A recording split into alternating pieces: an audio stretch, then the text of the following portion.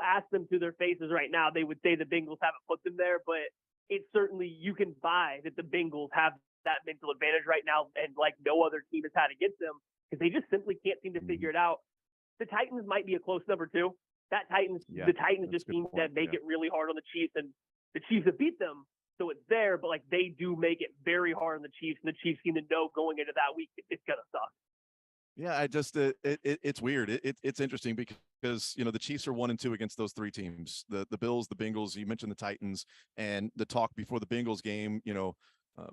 About Justin Reed before the whole Justin Reed, and Jamar Chase stuff that happened, which, whatever, was about that, when he got to the Chiefs, there were three games that the Chiefs players talked about a lot. It was the Bills, the Titans, and especially the Bengals, like those three games. And they're 1-2 in those three games. And the one win was, Mahomes had to, pull out the victory when it was Malik Willis. Like they really struggled in that game.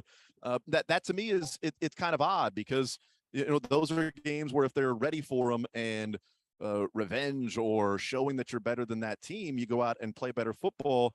And I didn't think they played terrible football against the Bills. I didn't think they played well against the Titans at all. I thought the Bengals were the better team for most of that game on Sunday. And I felt like it just felt like a little bit of a lifeless effort at times. And that sounds like I'm not giving the Bengals credit, which I am. I think the Bengals were the better team there, but I thought there would be more of an intensity, a tackling, a game tackling, every time a play was made, the Chiefs defense is going crazy. And it kind of felt like that was more of them trying to be businesslike rather than this team is better than us. Let's go prove that we're better than them. Yeah, I'm with you very much on that point for the Bengals game. So for the Bills, I thought that maybe the Chiefs were not putting forth their best game plan. Maybe there was a little bit of a desire to hold stuff back offensively specifically because they didn't want to showcase the Bills everything they're going to do so early in the year when this game really might not matter that much down the stretch and you might play them again. It seemed like a relatively vanilla offensive game plan. Versus the Bengals, I didn't get that feeling. It felt like the Chiefs were trying to go out there and beat them offensively or defensively with their scheme. Mm-hmm. And sometimes it worked, sometimes it didn't. But the players definitely seemed at times to lack that same fire. The players out there did not seem to be getting as fired up as I had anticipated, given all the trash talk that has happened, between the two meetings last season and then leading up to this game. I thought there would be more energy on the field. I thought it was going to get a lot chippier. The Bengals players got 2 personal fouls for, talking a little extra smack, and maybe the Chiefs were going out of their way to make sure they avoided those. I don't know. But I do think that they looked like they were playing a little flat with their energy relatively early on in the game, and that really caught me by surprise given just the way everything was going. Visiting with Matt Lane, KC Sports Network, KC Laboratory Podcast.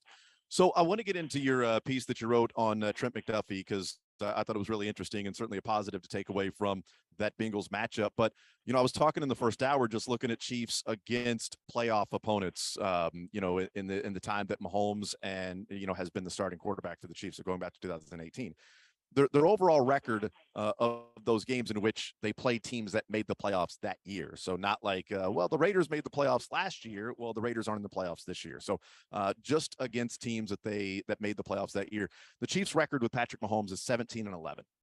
It's 19-11 if I add one game out from the playoffs this specific year and include the Chargers, who they're 2-0 against. But then I don't even want to skew it. So I'm just saying teams that are in the playoffs, it's 17-11. In the last 3 years, 20, 21, and 22, the Bills are only 10-9.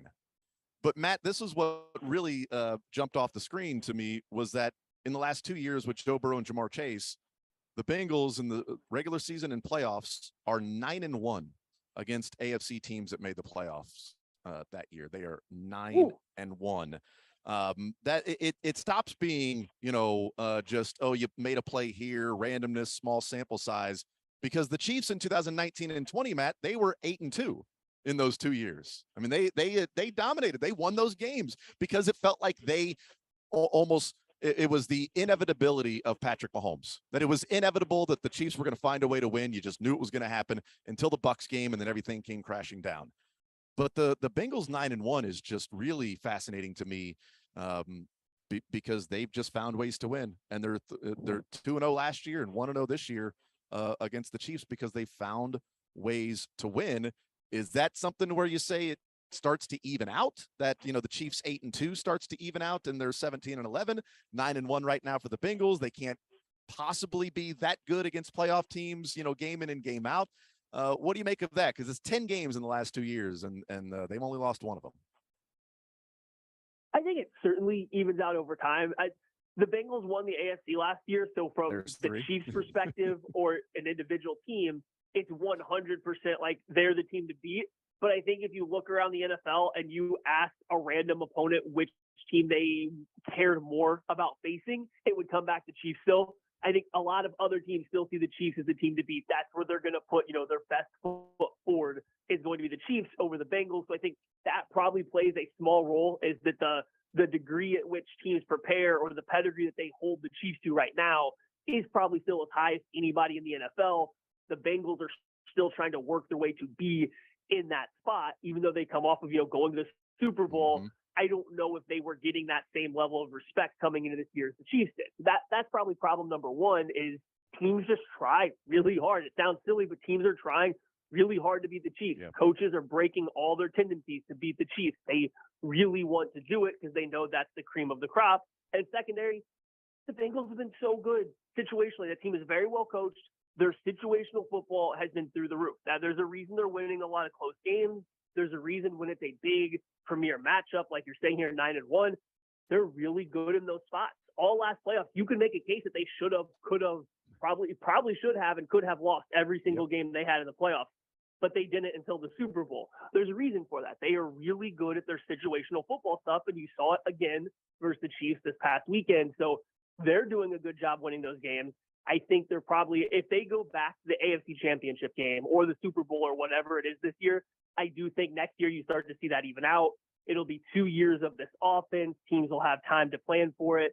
They'll get more tape, but they'll also start being like, okay, the Bengals are one of our main threats this year, whereas right now I think it was seen as the Bills and the Chiefs coming into the season, not the Bills, Chiefs, and Bengals like it maybe should have been.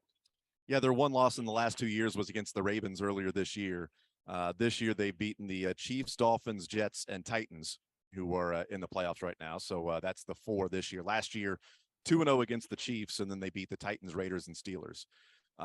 Now, they were 2-0 going into the playoffs last year. They went 3-0 in the playoffs. So there's their 5-0 record last year. So, winning those playoff games helps, just as when the Chiefs were 8-2 in 2019 and 20. They didn't lose a playoff game. So those are all wins that count. I do wonder, too, because we see them the last 2 years. Right now, they would currently sit 6-6 in those games against teams that made the playoffs that year. Is it a margin of error thing, to where the Chiefs' margin for error in 2019 and 20, they were the best team? So even some closer games, it's like, yeah, but they were the better team. And so the cream ultimately rises to the top. And now if we see the Chiefs, losing some of these close games, they have the turnover on the first drive against the Bills, and then the turnover on the last drive against the Bills, and they lose by 4 points. They can't get a stop. And, when they're up by 3 and the Bills score a touchdown against the Bengals, Travis Kelce fumbles the football, and, there's the 3rd and 3 looked like they schemed a couple of players wide open, but a defensive player, breaks through and makes a play. And last year they were dominating until a play here or there. Is it a margin of error thing, to where we're seeing like, yeah, this is what happens in the NFL when you're a good team and there are other good teams and you don't have a decided advantage across the board from 1 through 53, and your team just has to make more plays in that game to find a way to win? And some of these games in the playoffs are going to be 50-50 coin flips, and you just hope at the end of the day the ball bounces your way sometimes.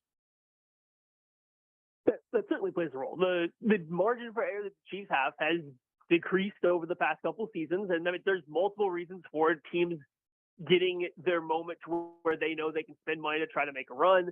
The Chiefs have, shifted money because it has to go pay Patrick Mahomes to be here. He's no longer riding out on the rookie contract. He's not, completely handicapping the team, and not that it won't ever be worth it, but they're not paying an insane amount of money yet for him. But you look at the Bills, you look at the Bengals, these are teams that still have their quarterback costing a lot less money than Patrick Mahomes. That allows them to build a stronger team elsewhere, spend that money around them. And so I think a big thing you're seeing right now in the NFL, it's long been said, the most valuable thing in football is a quarterback on a rookie contract.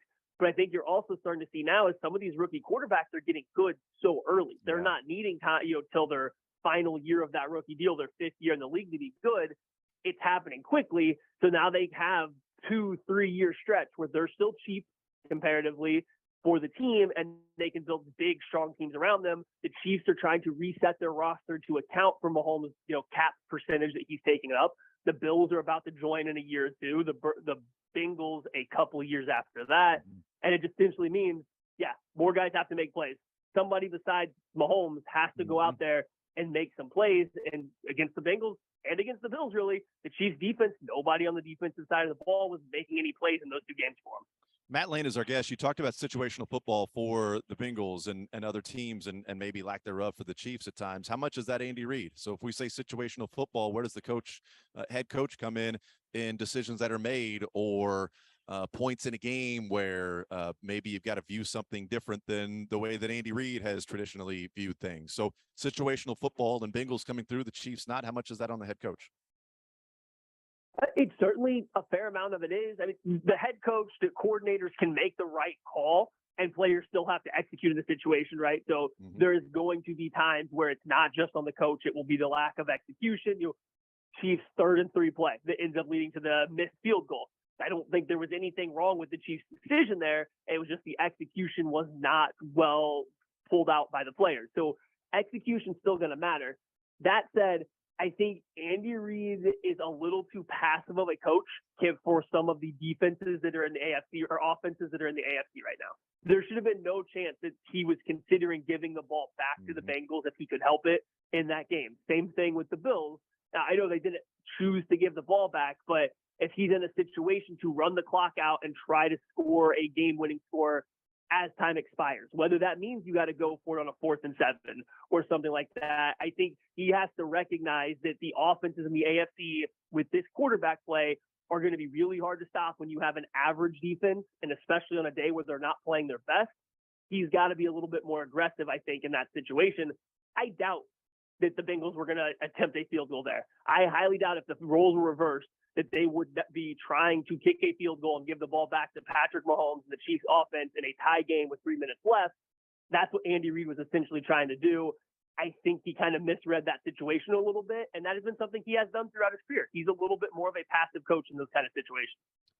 Yeah, how often have the Chiefs been there? I mean, Tom Brady, and now we have to throw in Josh Allen and certainly Joe Burrow. I mean, absolutely. How often have the Chiefs sat there and said, we have to make the decisions on our team to win because we don't want that guy getting the ball? Tom Brady was always that, right?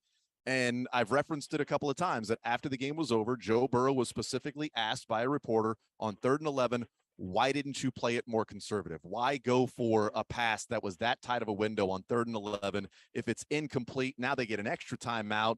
Why not just hand it off and be more conservative? And Joe Burrow's answer was, do you know who the quarterback on the other sideline is? If we kick a field goal, he goes down and scores a touchdown and they win. I don't think Andy Reid ever approaches it like that, except maybe, when it was Tom Brady. But I don't think he approaches it like that with Josh Allen or Joe Burrow, where other teams are approaching it like that and have been doing that with Patrick Mahomes, that no, we got to win this now, because if that guy gets the ball, they're going to go and win. And you mentioned the Bills, and that's a good point, but the Bills were only down 3. So, they scored a touchdown to go up 4. If you're down 3 and you score a touchdown, I don't care how much time's left on the clock at that point. I'm up 4. So if I kick a field goal here, all he's got to do is go and kick a field goal. Okay, great. I've got to give the ball back to Mahomes with 1:45. Yeah, but I gave him the ball back when we're up 4 instead of tied. So that's a little bit different scenario since they went down and scored. But that sort of thought process and mindset, we've talked about that all the time, Matt, with other teams, that they don't want to give the ball back to Mahomes. It's about time the Chiefs start doing that with some of these teams like a Joe Burrow or a Josh Allen, that we do things on our sideline because we don't want that guy getting the ball back. Yeah, and I'm biased. I still think Patrick Mahomes is the best player in the NFL, so I fully believe that. However, the gap from him to the next quarterback, even in the AFC or just in the NFL, or the gap from the Chiefs offense to the Bills or the Bengals, is so much smaller than it was just a couple years ago. So yeah, there has to be some fear, I would assume, or I would like to think, in giving the ball back to some of those other offenses. And especially in that game, I'm okay if you somehow get yourself in a defensive struggle with one of these two teams and the score is 17-17 or something like that, and you want to trust your defense with that much time left after they've been getting stop after stop all day. That's an entirely different situation then essentially the only time you only stop the Bengals one time from getting into field goal range in the entire game, and now you're banking on, all of a sudden that happening again. That seems like misplaced trust in the defense, and you can't not trust your defense at all. But is a single player on the Chiefs team going to be upset if Andy Reid decided to trust Patrick Mahomes to pick up 7 yards? I don't think so. I don't think anybody on that defense is going to blink twice about making that decision. So I do think that trust, that belief in the defense to get essentially their second true stop of the game in that moment, which didn't even happen because they missed the field goal. But like the trust there, that belief was misplaced. And I think he needs to be a little bit more aggressive in these kind of situations, like other teams are doing to the Chiefs going forward. But it proved to be foolish even the way it played out, because the Bengals could play it more conservatively and they still couldn't stop them. Now imagine if the Bengals had to be more aggressive to go and score and kick a field goal. Are they going to stop them then? Like, if there was a time where you're going to go out and stop them, it would be to where you're down 3 and they're just going to run the clock out. All we got to do is run the clock out. We're going to stop the clock and we're going to stop them. And they didn't even do it then. So that's also just as frustrating, is that the evidence before and after did not support that particular decision. Matt Lane is our guest. You wrote about Trent McDuffie, and so I'm glad you did, because there's a lot of negatives coming from the game. But what did you see from specifically number 21 out there on the field for the Chiefs? He's good. He's really, really good at football. And I think that's about the end of it, right? All right. Well, thanks, Matt. We appreciate it. Thanks for coming on. This is what I'm here for. Like, you're watching the game, and I guess it's a stark difference compared to last year, where both games where the Bengals were essentially just slinging the ball up the sidelines, producing all these big plays. They didn't do that at all in this game, and the only couple times they really tried it, there was 2 of them against Trent McDuffie, and this is what we all wanted to see. Can this 5'11", shorter-armed cornerback defend Jamar Chase and T. Higgins, 2 of the better jump ball wide receivers in the NFL, going vertically? Because this is something to beat the Chiefs. And guess what? They went 0 for 2, trying him vertically like that down the sideline, and the way he played it was perfect. He played a couple different techniques, but he essentially just said, I can't jump up there. I can't compete, 7 feet in the air with you guys. You guys are bigger, taller. I'm just going to take away all the space you have on the ground and make you land out of bounds. And it worked great twice. And then you couple that with just all of his technical proficiency at the position. He was phenomenal against 2 of the better receivers in the NFL. And I really wanted to make sure I touched on it this week, because I think a lot of people, Chiefs fans, are going to have a bad taste in their mouth about the way that game went down. But there's definitely some silver linings there. I think it has to start with Trent McDuffie, who I don't think you're going to find a cornerback who's going to play much better against those 2 receivers for an entire, all year long. Yeah, no, I would say people go and check that out, because you've got the plays there and showing and slowing down where he's, working Jamar Chase and T. Higgins, and that space on the sideline is just evaporating because of the technique and how Trent McDuffie is playing that, to where both of those plays are guys jumping up to go and make a play, and they land out of bounds because of that. Another cornerback that's not, attacking it or approaching it that way, they might be 2 for 2 on jump balls, because the cornerback might think, well, he just jumped over me and he got me. Yeah, but you also did not eliminate the space between the sideline and that receiver. And that's what McDuffie did. So cool, go make the catch. That's great. You're not going to make the catch because you're going to land out of bounds. I thought it was a really good point, and really good for you to sort of emphasize that. Right. It is. And I love how he seems to just understand that starts at the snap, at the line of scrimmage. It doesn't matter where that, potential catch is happening, 20 yards downfield, 30, he understands that he's got to start taking space away right at the line of scrimmage. So it starts with, how he's playing, how patient is he, how physically is he going to be, what's the wide receiver split, and when can he start taking away that space. So there's a lot of good that he did in the entire game that I kind of go through with, go to kcsn.substack.com. But those 2 plays in particular, they're so different, because one of them, he's on the back hip of Jamar Chase. He's trying to watch the ball. He recognizes that it's going over his head. There's no way he's going to be able to make a play. So rather than play the receiver, he just continues to box him out essentially and force him out of bounds. And then the next time, T. Higgins kind of has him in a little bit better spot to attempt to make the catch.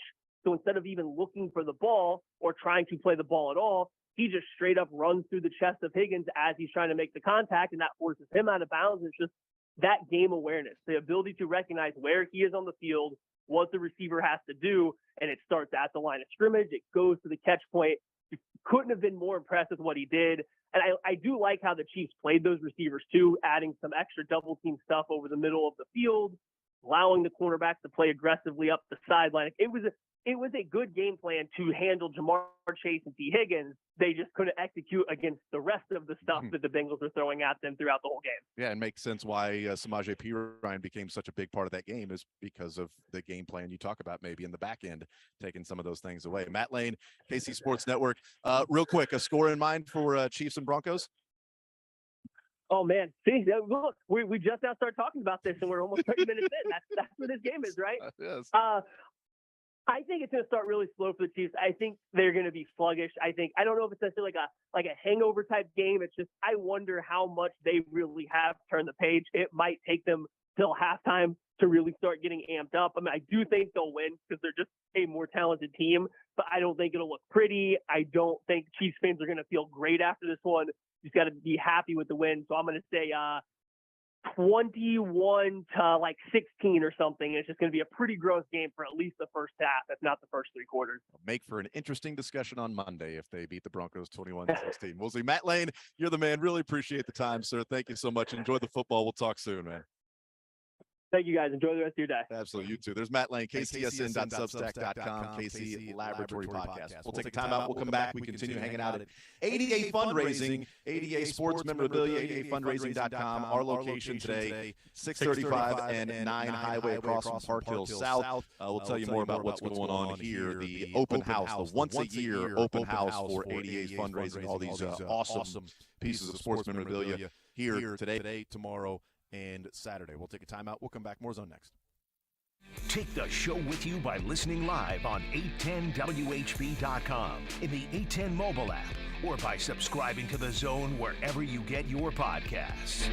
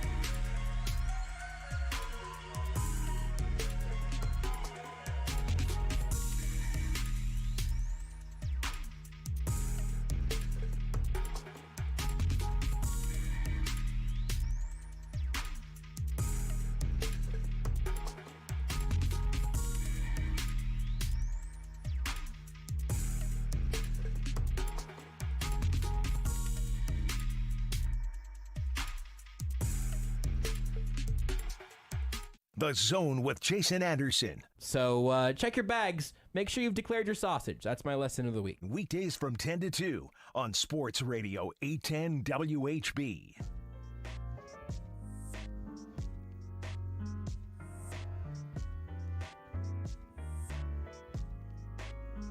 All right, we continue right here on Sports Radio 810 WHB, hanging out at 88 Fundraising, 88fundraising.com. It is 635 and 9 Highway, just across from Park Hill South is the location today. The once-a-year open house that they open up their doors to the public to come in here and check out all of the great stuff that they have that they are selling to you. Typically, you will only be able to get this at fundraisers and charity auctions and things like that. Here, you can walk in and see all of these signed footballs and Arrowhead seat backs and signed pictures and frames and jerseys. And there's, baseball bats over on the wall, a Bobby Witt Jr. signed bat. They got baseballs and all of that stuff and mini helmets and a replica of the Lombardi Trophy with Patrick Mahomes' autograph on it. So many cool stuff, conversation pieces. And man cave centerpieces that are here. And if you've got somebody on the list for Christmas, the holidays, a gift, birthday, maybe yourself, this is the spot to come down and check it out because you don't know what you're going to leave with. Okay, I said at the beginning of the show, I didn't know last year I was going to leave with an Alex Gordon autographed batting glove framed with his picture rounding first base and all. I didn't know that was going to be something that was going to be hanging on my wall when I showed up. I didn't walk around saying I'm coming up, snake eyes trying to find this Alex Gordon signed batting glove and walked in like it was, the tree in Christmas Vacation when they finally found it. That's not what happened. I saw it and I'm like, oh, that is what I'm leaving with. It really is remarkable, like, just sort of looking around. I'm a sucker for the seat backs. I've always thought those are really cool. I don't know, maybe just it's such a connective piece to Arrowhead. But you turn any corner here, you're going to see something where you go, well, I didn't know that I did need that, but that's the coolest thing I've ever seen, so I guess I might as well grab it. And as you've already talked about several times throughout the show today, like you said, this is not something you have to outbid anybody else for. It's like all really fairly priced and an incredible spot to grab some gifts. Like you said, something for yourself. I imagine I'm going to try to hit several birds with that one stone today. I got a question for you, though. Okay. Looking over there, you see there are a lot of the regular Chiefs helmets, just as is the iconic ones. Then there are lots of different versions of them. Yep. And typically, a lot of them are very, very cool to display. I don't know that all of them would work on the field. You see the big one over there with the giant blown-up arrowhead that's like a white to red gradient on the far right, the Kelsey one. Oh, on the far right, yeah. Yeah, it's very like college football, very kind of wacky. But if you just took the KC there, you took it out of the arrowhead, like I think alternate helmet. The NFL's got alternate helmet rules allowed again. Big KC without the arrowhead outline. Maybe it is just in black. Maybe it's the red KC, black outline on a white helmet. That might be the first sort of idea starter for me that has gotten me onto the Chiefs secondary helmet idea. I also do like the white ones with the red arrowhead. Those are matte, pretty clean. Matte the matte white, looking, matte white. I'm a sucker for a stormtrooper look. Yeah, no, those are cool. I am, when it comes to the jerseys and uniform combination with the Chiefs, I am very traditional. I get it. They've earned that. I am not in favor of any alternate jerseys or anything. Bengals can do all the different stuff that they want and do the white helmets, and that's cool. But I am good with just keeping it as is. Now, collectibles and things like that, if I do like the white, the white one might be my favorite. Helmet is pretty cool. But if it's for the Chiefs on the field, traditional red tops, white pants, or white on white, anything but red on red, red tops, red pants. I am very traditional when it comes to the Chiefs. Other teams can do it, cool. I'll check them out, but college, I get it all. Totally. There are two jersey combinations for teams that I root for that I would want them to just launch into the sun. It's the red on red for the Chiefs, and it's the Bumblebees for Mizzou. Launch the Bumblebee uniform combination for Mizzou into the sun and take the red on red with you. I am 98% with you. I am very tempted by, now that I've said it all, the white helmet, maybe the matte white over the white on white. I'd like to see what that looks like if they are going to push that all direction. white Stormtrooper. Yeah, full. If they, I don't ever want them. I don't like red on red. I don't want the color rush. But the all white might not be terrible. All of these would look incredible on your mantle and your man cave under the Christmas tree. I will say my favorite Northwest Missouri State uniform combination was the white on white on white. The white Northwest helmet, the white jerseys, the white pants, the Stormtrooper look. It's slick. I don't know. Maybe you just look faster. That might be it. I don't know. Maybe I'll start wearing all white. Yeah. Tight fitting, just some white totally, skinny jeans. And the best thing, it's very slimming. It really is. White, I'm sure I'll look fast and slim. Very slimming. It hides any features of your body. That's the best part about wearing white. We'll take a timeout. We will come back. We are hanging out at ADA Fundraising. We'll hear from the Chiefs, Dave Tobe, Steve Spagnuolo, Eric Bieniemy, and then I haven't seen if we have an update on a player yet. Not yet, but we'll tell you who's going to be at the podium coming up on the other side of the break. More Zone on this Thursday right after this. You're in the zone with Jason Anderson on Sports Radio 810 WHB.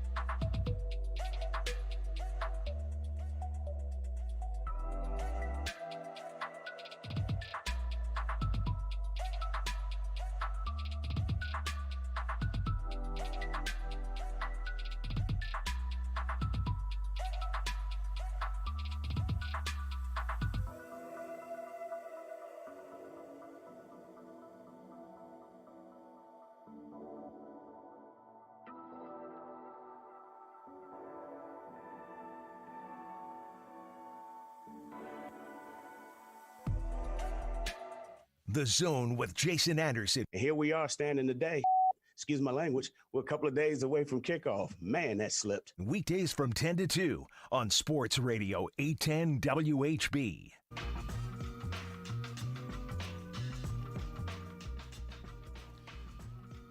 right, we continue right here on Sports Radio 810 WHB. Here is Dave Tobe.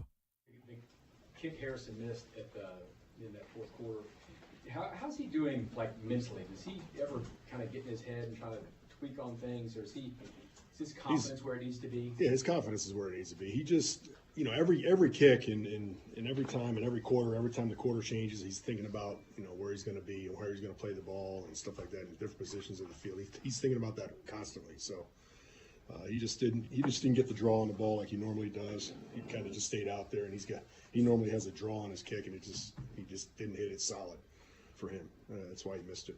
When you're determining the range for the next game, is it you go to the previous kick, or is it simply you wash it and go right to warm-ups and just say? Okay. Yeah, it's always the warm-ups because you never know what you're going to get, the elements and stuff. So it's day to day. I mean, like this week we're in Denver. I mean, the altitude is going to be a factor. So he might have a little bit more of a range this week. So you have to adjust every week is different. Is it like a home run in Arizona? They can hit them out farther because of the dry air? Sure. Is that with altitude in football? Yep, that's exactly right up there. It seems like the ball carries another 5 yards. I mean, it's usually what I usually say, and it kind of holds true. Dave, in terms of special teams splash plays, I know we're getting Pacheco here in a little bit, but he's had a couple now. Do you feel like he's maybe the rookie that's made probably the most progress on special teams so far? Because he has the ball in his hand, I mean, he's the one that's most noticeable. But other guys like Jack Cochran has really gotten much better. He's a guy that is really playing at a high level. Leo Chenal really playing great. Cook just keeps getting better. I mean, those rookies are those are four-phase guys that are playing every down for me, and they just keep getting better and better each week. And when guys like Pacheco makes plays, make the big plays, that means those guys are doing their job. So it all works hand in hand.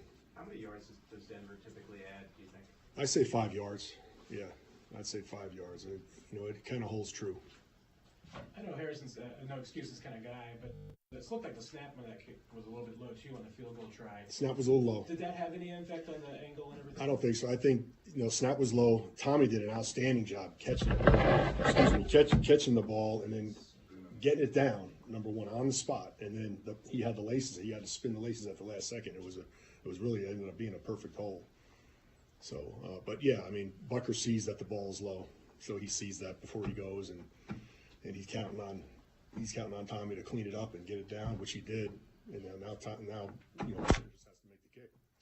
What do you expect out of the Broncos special teams? Are they a solid unit? Yeah, they're a solid unit. They got a really good punt returner. I mean, I really very impressed with him. He's a rookie, and he's hard to tackle. I mean, he's got a lot of courage. He catches the ball in a crowd, and he's a spinner, and he just really good after the catch. So, he does kickoff returns too. So he's a guy we have to deal with. When I know we ask you this question a lot, especially when you get up to Denver. You can always have the touchbacks. Is this one of those weeks where you don't want to kick it deep all the way, or you do want to kick it deep? Yeah, I mean, you change it up week to week. I mean, situation in the game. If you're leading, you're not going to necessarily put your team at risk. But if you are trying to make a play, you might kick it to them and try to get a turnover, maybe force them to have a holding call, or it's all about field position. When you feel like you can create field position, you want to try to do that, and you need to, you do it.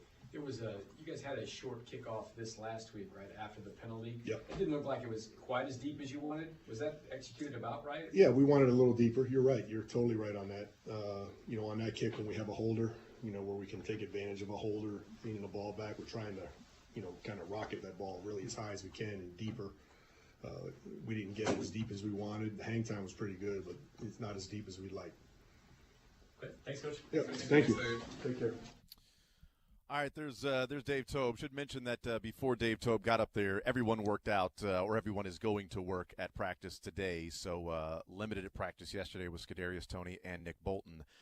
But everybody's going to be working today yet again, so that would be back-to-back days for Kadarius Toney out there, and we'll see what the status might be of Nick Bolton with a groin injury is why he was limited yesterday. So special teams, not as much of a conversation this week, even with the missed kick by Butker, because it was more of the decision to even kick it. Here's Eric Piano. We got to pick up the pieces, move on. This Denver Bronco week. With that said, I'm all ears. How much do you feel Isaiah's improved since the beginning as far as the patience and vision? I know that has been the point of emphasis for y'all. You know what? I think he's done a good job of progressing each and every week. Every week he does something a little bit different. Obviously, what's showing up on tape is that he's running extremely hard. He's doing a heck of a job of moving the chains. We just got to continue to build and grow with him. Travis obviously was disappointed with the fumble. He's not someone who fumbles a lot. It looked like he was doing everything correct on that play. He's a veteran. He probably doesn't need a lot of coaching on that. But how do you approach that with someone of his stature when they have a fumble like that that ends up costly? Well, the thing about Trav has been through this, and he understands exactly what you said. He's a veteran player. You know, guys never want to go into a game wanting to fumble in football. So he was trying to do everything, but he understands that cannot happen. When you're playing in those type of games and that type of atmosphere, you know, the margin of error is so small and so minute that the littlest thing can dictate the outcome of the game. And the thing I took away from all of it, from that experience, is just getting our guys to understand that you never know when something little can have such an impact. So it's important that we're focusing on the little detail aspects of our game. That way now we don't have to worry about that. So we got to take care of the little things. We got to take care of the details. We'll improve. We'll be better.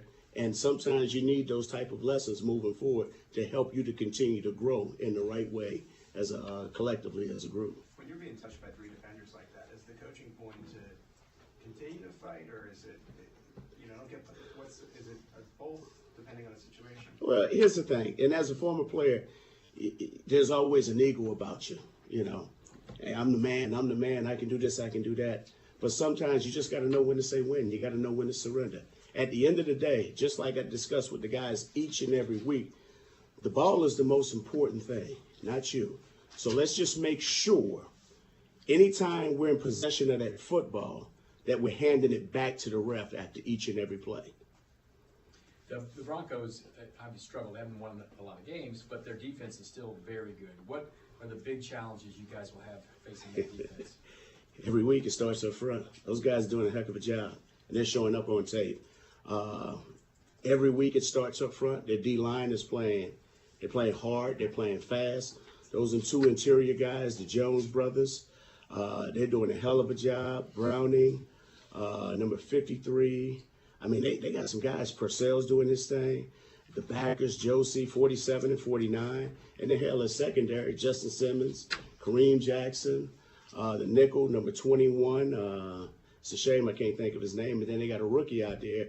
I think the kid is from Nebraska that's playing. They're very good, okay? They show up on tape for all the right reasons. So although they are struggling, they're still the Denver Broncos. They're one of those teams that we know that has a great ideal and feel for what we do. So it's our job to make sure that we're not taking anything for granted. I can care less what their record shows. I do know this. When you look at them defensively, they're playing championship football. And it's our job to make sure that our guys are ready and plugged in. They need to go out and perform. When you get to this point of the season, I mean, obviously they're not going to make the playoffs. But when you're watching them on tape, you're seeing defense fighting like they're fighting for a playoff spot. Oh, yeah. Oh, yeah. You got to understand, guys are auditioning for jobs. So anytime the Kansas City Chiefs are coming to town or teams are coming to visit us, it's their Super Bowl. They want to see how they measure up against a team that's had a great deal of success for a number of years. And so we know that we're going to get their best. And so when you know that, it's important that we do not slip. So I'm going to go back to what I said earlier. It's always about the little detail aspects of our game. We got to make sure that we're on top of everything.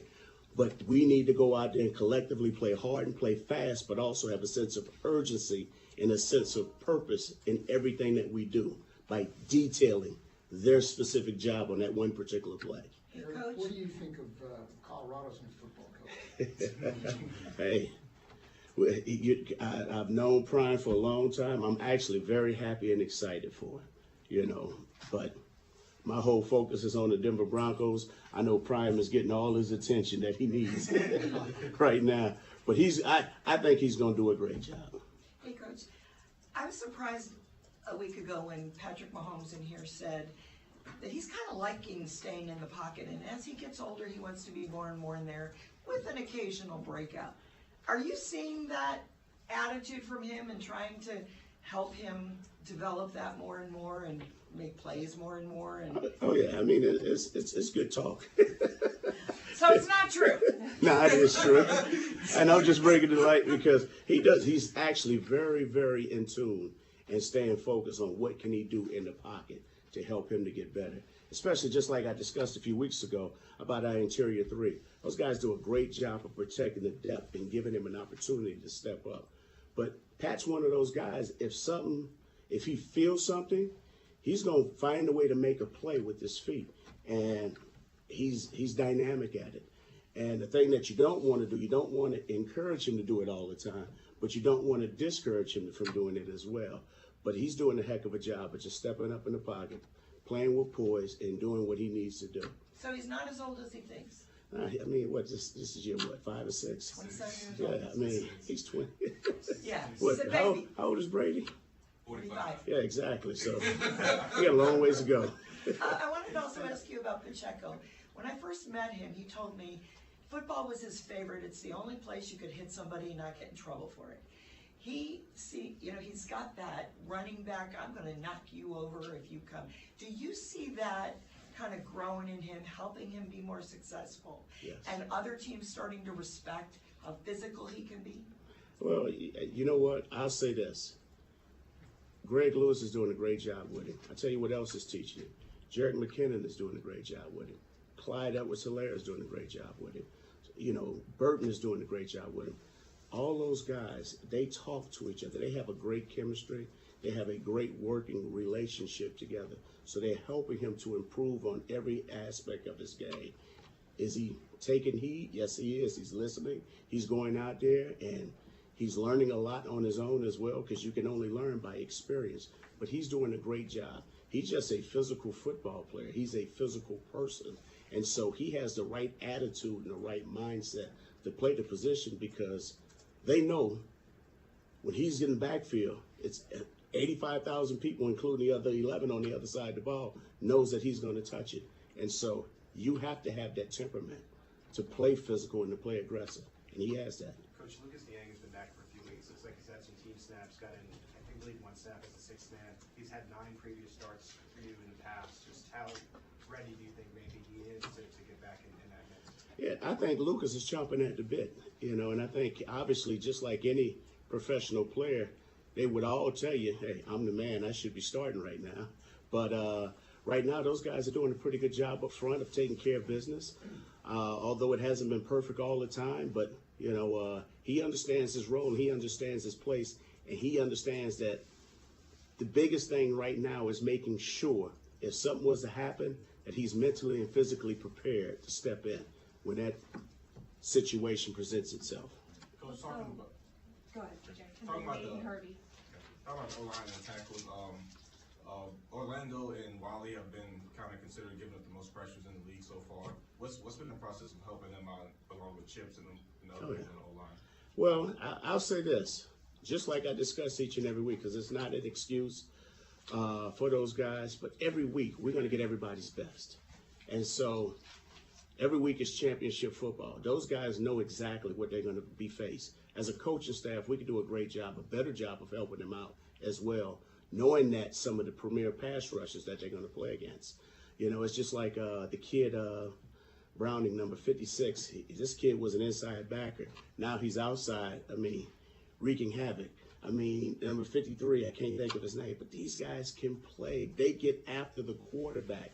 So we got to make sure we're staying in tune and giving them the necessary help. But also, too, those guys know in certain situations that help won't be provided. So they also understand that they can be better in certain situations. But as a coaching staff, we need to be better as well. Go ahead. It seems like Pacheco's production has gotten better since his fumble. You mentioned details earlier. I just wonder, with the running style and the details, what has shown up to where he's been so successful since fumbling against the Jacksonville Jaguars? You know what? And I'll say this, and it sounds simple. He takes coaching. He listens. Okay? And one thing in this industry, the only way you're going to learn to improve is to go out there and make a mistake. Sometimes the best thing that you can do is make a mistake. And so by him having his quote-unquote failures when presented, he's maximized and made the most of it because he's learned from what not to do. And so I think he's a mature kid he's doing a great job right now. Knock on wood, I don't want to jinx it. But he's doing a great job. Coach Lou is making sure he's staying fundamentally sound with all the details and all the aspects of the things that he needs to do on the field. But on top of that, making sure that he's taking care of his body the right way. Coach, you've had Melvin Ingram now Melvin Gordon. Yeah. That's all right. We had Ingram for a while. But you have Gordon now for the past week, and understanding that the running back room is healthy, but what stands out to you about Melvin that you didn't know before? You know what? I'll say this. I don't know if I necessarily didn't know it, but just watching him, he's the ultimate professional. It's the reason why he's had the success that he's had. Obviously, he had a tough year this year, and sometimes it happens. But sometimes without any bad luck, you wouldn't have any good luck at all. And he's happy to be here. I'm glad that he's here. He's had an opportunity to watch our guys work. He has a great deal of respect for what we're doing and how we're doing it. And he's just making the most of every opportunity. He's not complaining about anything. He just wants to know what he needs to do.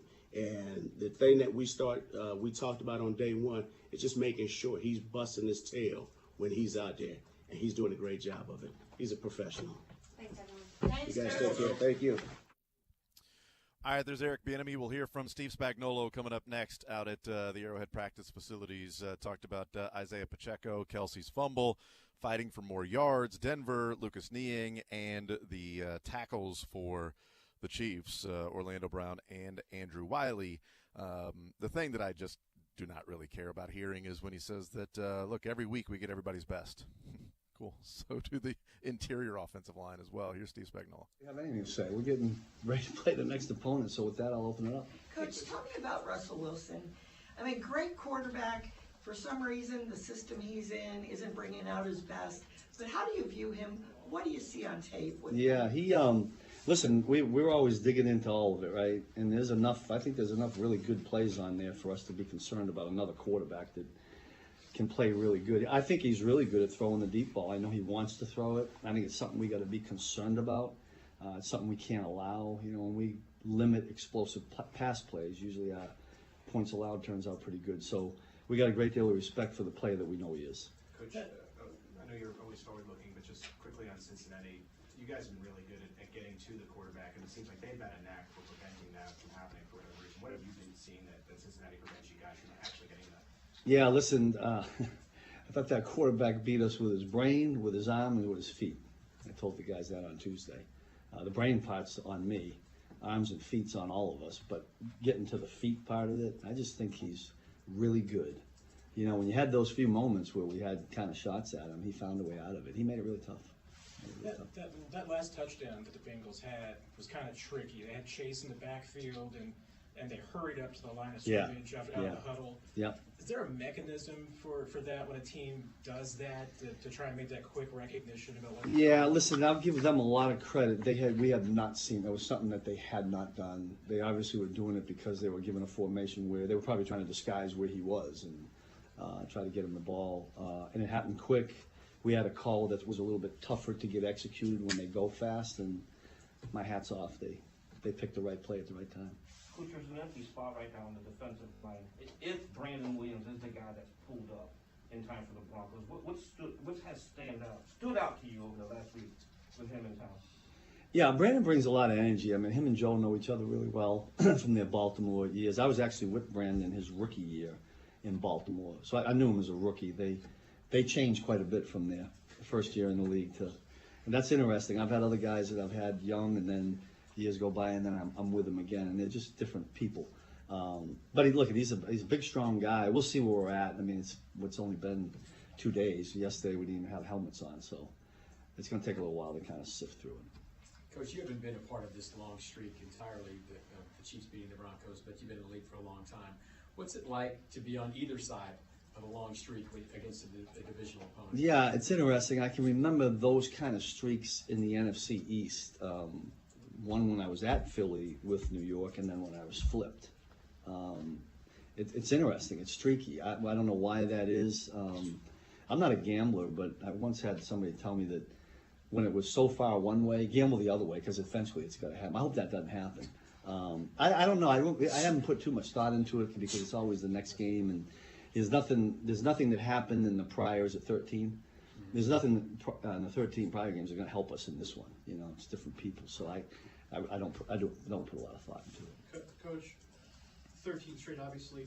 I know getting a fast start for a defense and for a team is always important. Yeah. Is it going to be even more important this week, facing a team that's really struggled and had just been kicked down? Yeah, and we always talk about when we go into an opponent's stadium, from a defensive standpoint, you know, there's a surge early. It's the crowd, it's the excitement, you know, the players on the opposing team, they're home. There's some energy there. And we're always talking about having to survive that and then thrive in it. And if you don't do that, to your point, early, it can make it really tough as you go. And again, I've talked about this before, but the first and last series of each half to us for the most important series in the game, and the one you're talking about is the first time they come out there. Thanks, Steve.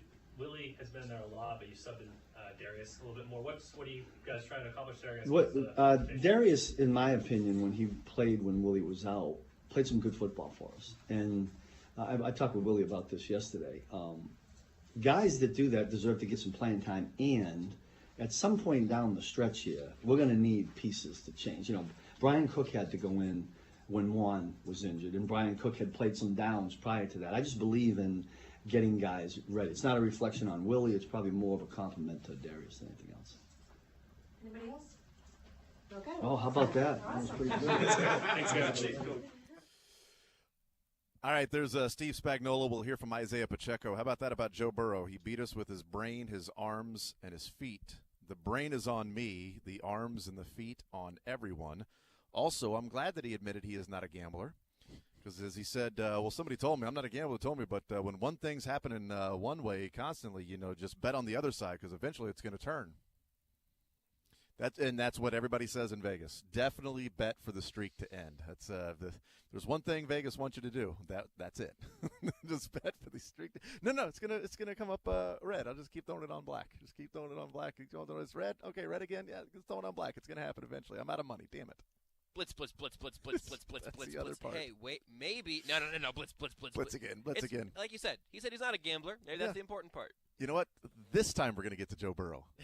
Take defensive advice from Steve Spagnuolo. Don't take gambling advice from him. Eventually, it's gonna change, and the defense will put pressure on Joe Burrow. Someday. It's going to change. They'll get a sack. So Spags is betting on sacking Joe Burrow next time they play because it's got to switch up when something is happening one way constantly. I will say this probably wouldn't be the week I would bet on the Broncos to break the streak. That's just me. I would ride with the streak this week. I do think that Eric Bieniemy was effusive in his praise of the Broncos defense, and that's not just coach speak. Like he went number by number and name by name. He was not going to call anybody T. Higgins or Tyler Boyd. But it's weird. Why does Eric Bieniemy, does he not watch film? Right. Because he's only giving numbers. He doesn't know their name. He just did it more confidently. That's all. The Justin Reed thing could have been avoided if he would have. Dave Tobe didn't even know the name of the kick and punt returner for the Broncos. Is he not watching film and getting ready for it? Why doesn't he know his name? Really He just like kept that guy. Kept saying number 12 or whoever that guy is. Their returner. I do think that it was legit from Bieniemy, but if the offense looks like it struggles a little bit against the Broncos, I'll give him a little bit of leeway because that's a good defense. If the Chiefs' defense struggles in this game, it is going to be a rough Monday for all of us. Yeah. Eric Bieniemy said that Denver Broncos are playing championship caliber defense, and I agree. Yeah. It's just they are again let down by their offense and their quarterback, and they made the move and went all in and gambling, pushing their chips into the table. We got to get a good quarterback eventually. That's what right. Spags said. On Russell Wilson, and they folded a hand previously that might have actually helped them this year because I don't know what Drew Lock looks like in the Broncos offense, but is the Broncos offense better with Drew Lock than it's been with Russell Wilson? Because it has been trash with Russell Wilson. This is not an over-exaggeration. It would be hard for Drew Lock to be worse than Russ has been this year. Agreed, yeah. Genuinely, it would be hard to be worse. Here's Isaiah Pacheco. You haven't had the chance to go to Denver, face the Denver Broncos, play in the altitude, and all that kind of stuff. What have you heard about this division opponent that this team has been so successful against? Definitely a great opponent. We want to go down there and compete, get back on track, and we're just looking forward to it this week. You've had a chance to get into a bit of a groove now with all these carries and all these different games. Just how comfortable do you feel right now? How good are you feeling? Day in and day out, it's all that practice.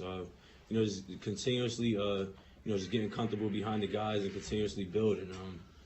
Days like this, and when we lose and we come back and see who's really ready to work. Isaiah, Coach was saying that one of your big strong suits is that you're coachable.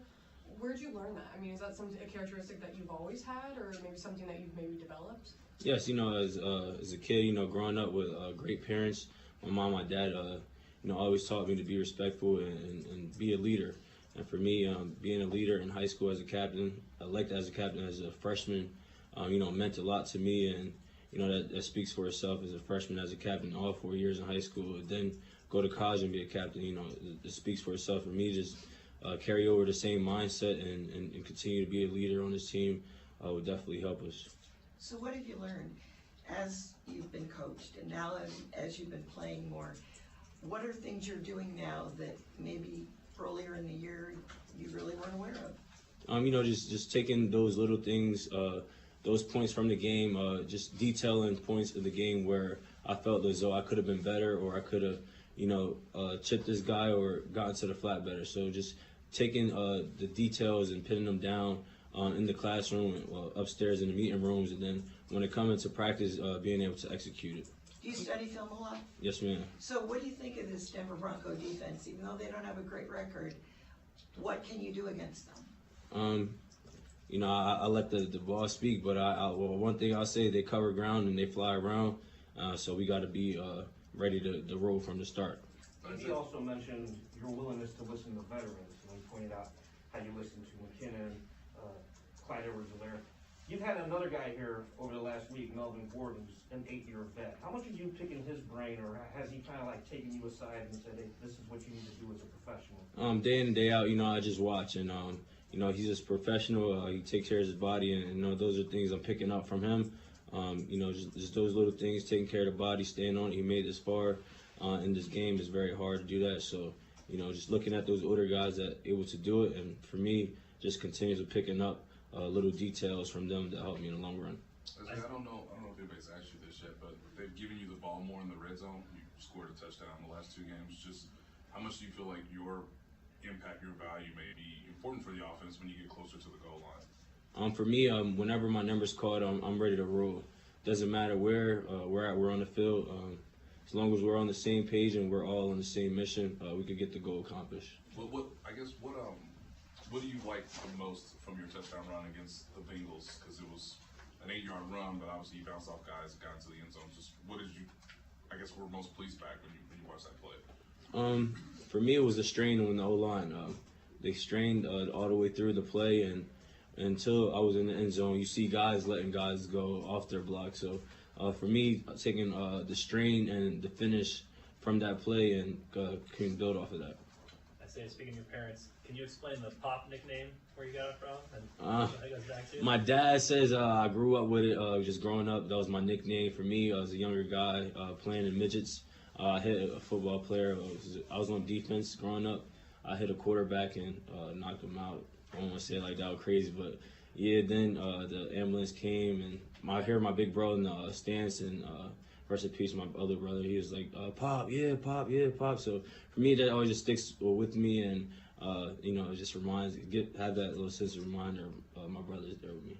So people have mentioned the sound nature of Pop. That is where it traces to, right? Yeah, it traces there, yeah. So when did you decide that I like offense better than defense? When I was in high school, I just loved scoring touchdowns. And for me, it was just wherever I was able to play to help the team, I was with it. But, scoring touchdowns, I was able to do it from both sides of the field, so I was pleased with the game. Are you used to hearing pop from the stands growing up? Yeah, yep. People said that? Yep. Chris? Thanks, Isaiah. Thank you. Thank you. All right, there's Isaiah Pacheco Pop. There is Isaiah Pacheco. In Little League football, he hit the quarterback and the ambulance had to show up. He's more than a little poppy. That's a lot of pop. A lot of poppy there from Isaiah Pacheco. So yeah, and it's nice to see his development because I do believe he has changed this Chiefs offense and the look and the feel. He and McKinnon in the backfield feels and looks different when they hand the ball off and they run it as opposed to they're running it. And boy, I really hope this is blocked well. If this is blocked well, it's going to be a good play. If it's not, what does Mahomes have on the next one? And let's just keep moving the chains. But yeah, it's been a big difference there with Isaiah Pacheco. We'll take a timeout. We'll come back. We'll continue rolling as we are hanging out at ADA Fundraising today until 2 o'clock today. Their doors remain open today, tomorrow, and Saturday. It is the once-a-year open house for ADA Fundraising, where all of the stuff that you will see at different fundraising events and charity auctions and things like that ADA Fundraising is a big part of, that you can buy there and win those auctions. You can just simply come in and purchase it. Their once-a-year open house going on until Saturday. They've got tons of cool stuff. They've got $100 jersey sale going on today. So all these different types of jerseys for just $100. And one of the things I said earlier in the show is, how much do you think you're buying the jersey for? Yeah. If you just bought the jersey, how much you buying the jersey for? So they've got $100, jersey sale going on this year. They've got the new mystery grab bag that they have this year as well. They've got helmets and mini helmets and baseballs and bats and Mahomes and Kelsey and Bobby Witt Jr. all here at ADA Fundraising. It is 635 and 9 Highway, just across from Park Hill South is the location in Riverside. 635 and 9 Highway, just across from Park Hill South. We'll take a timeout. We'll come back. More Zone next. Want to see more of The Zone? Watch the show live on the Sports Radio 810 WHB Facebook, Twitter, YouTube, and Twitch.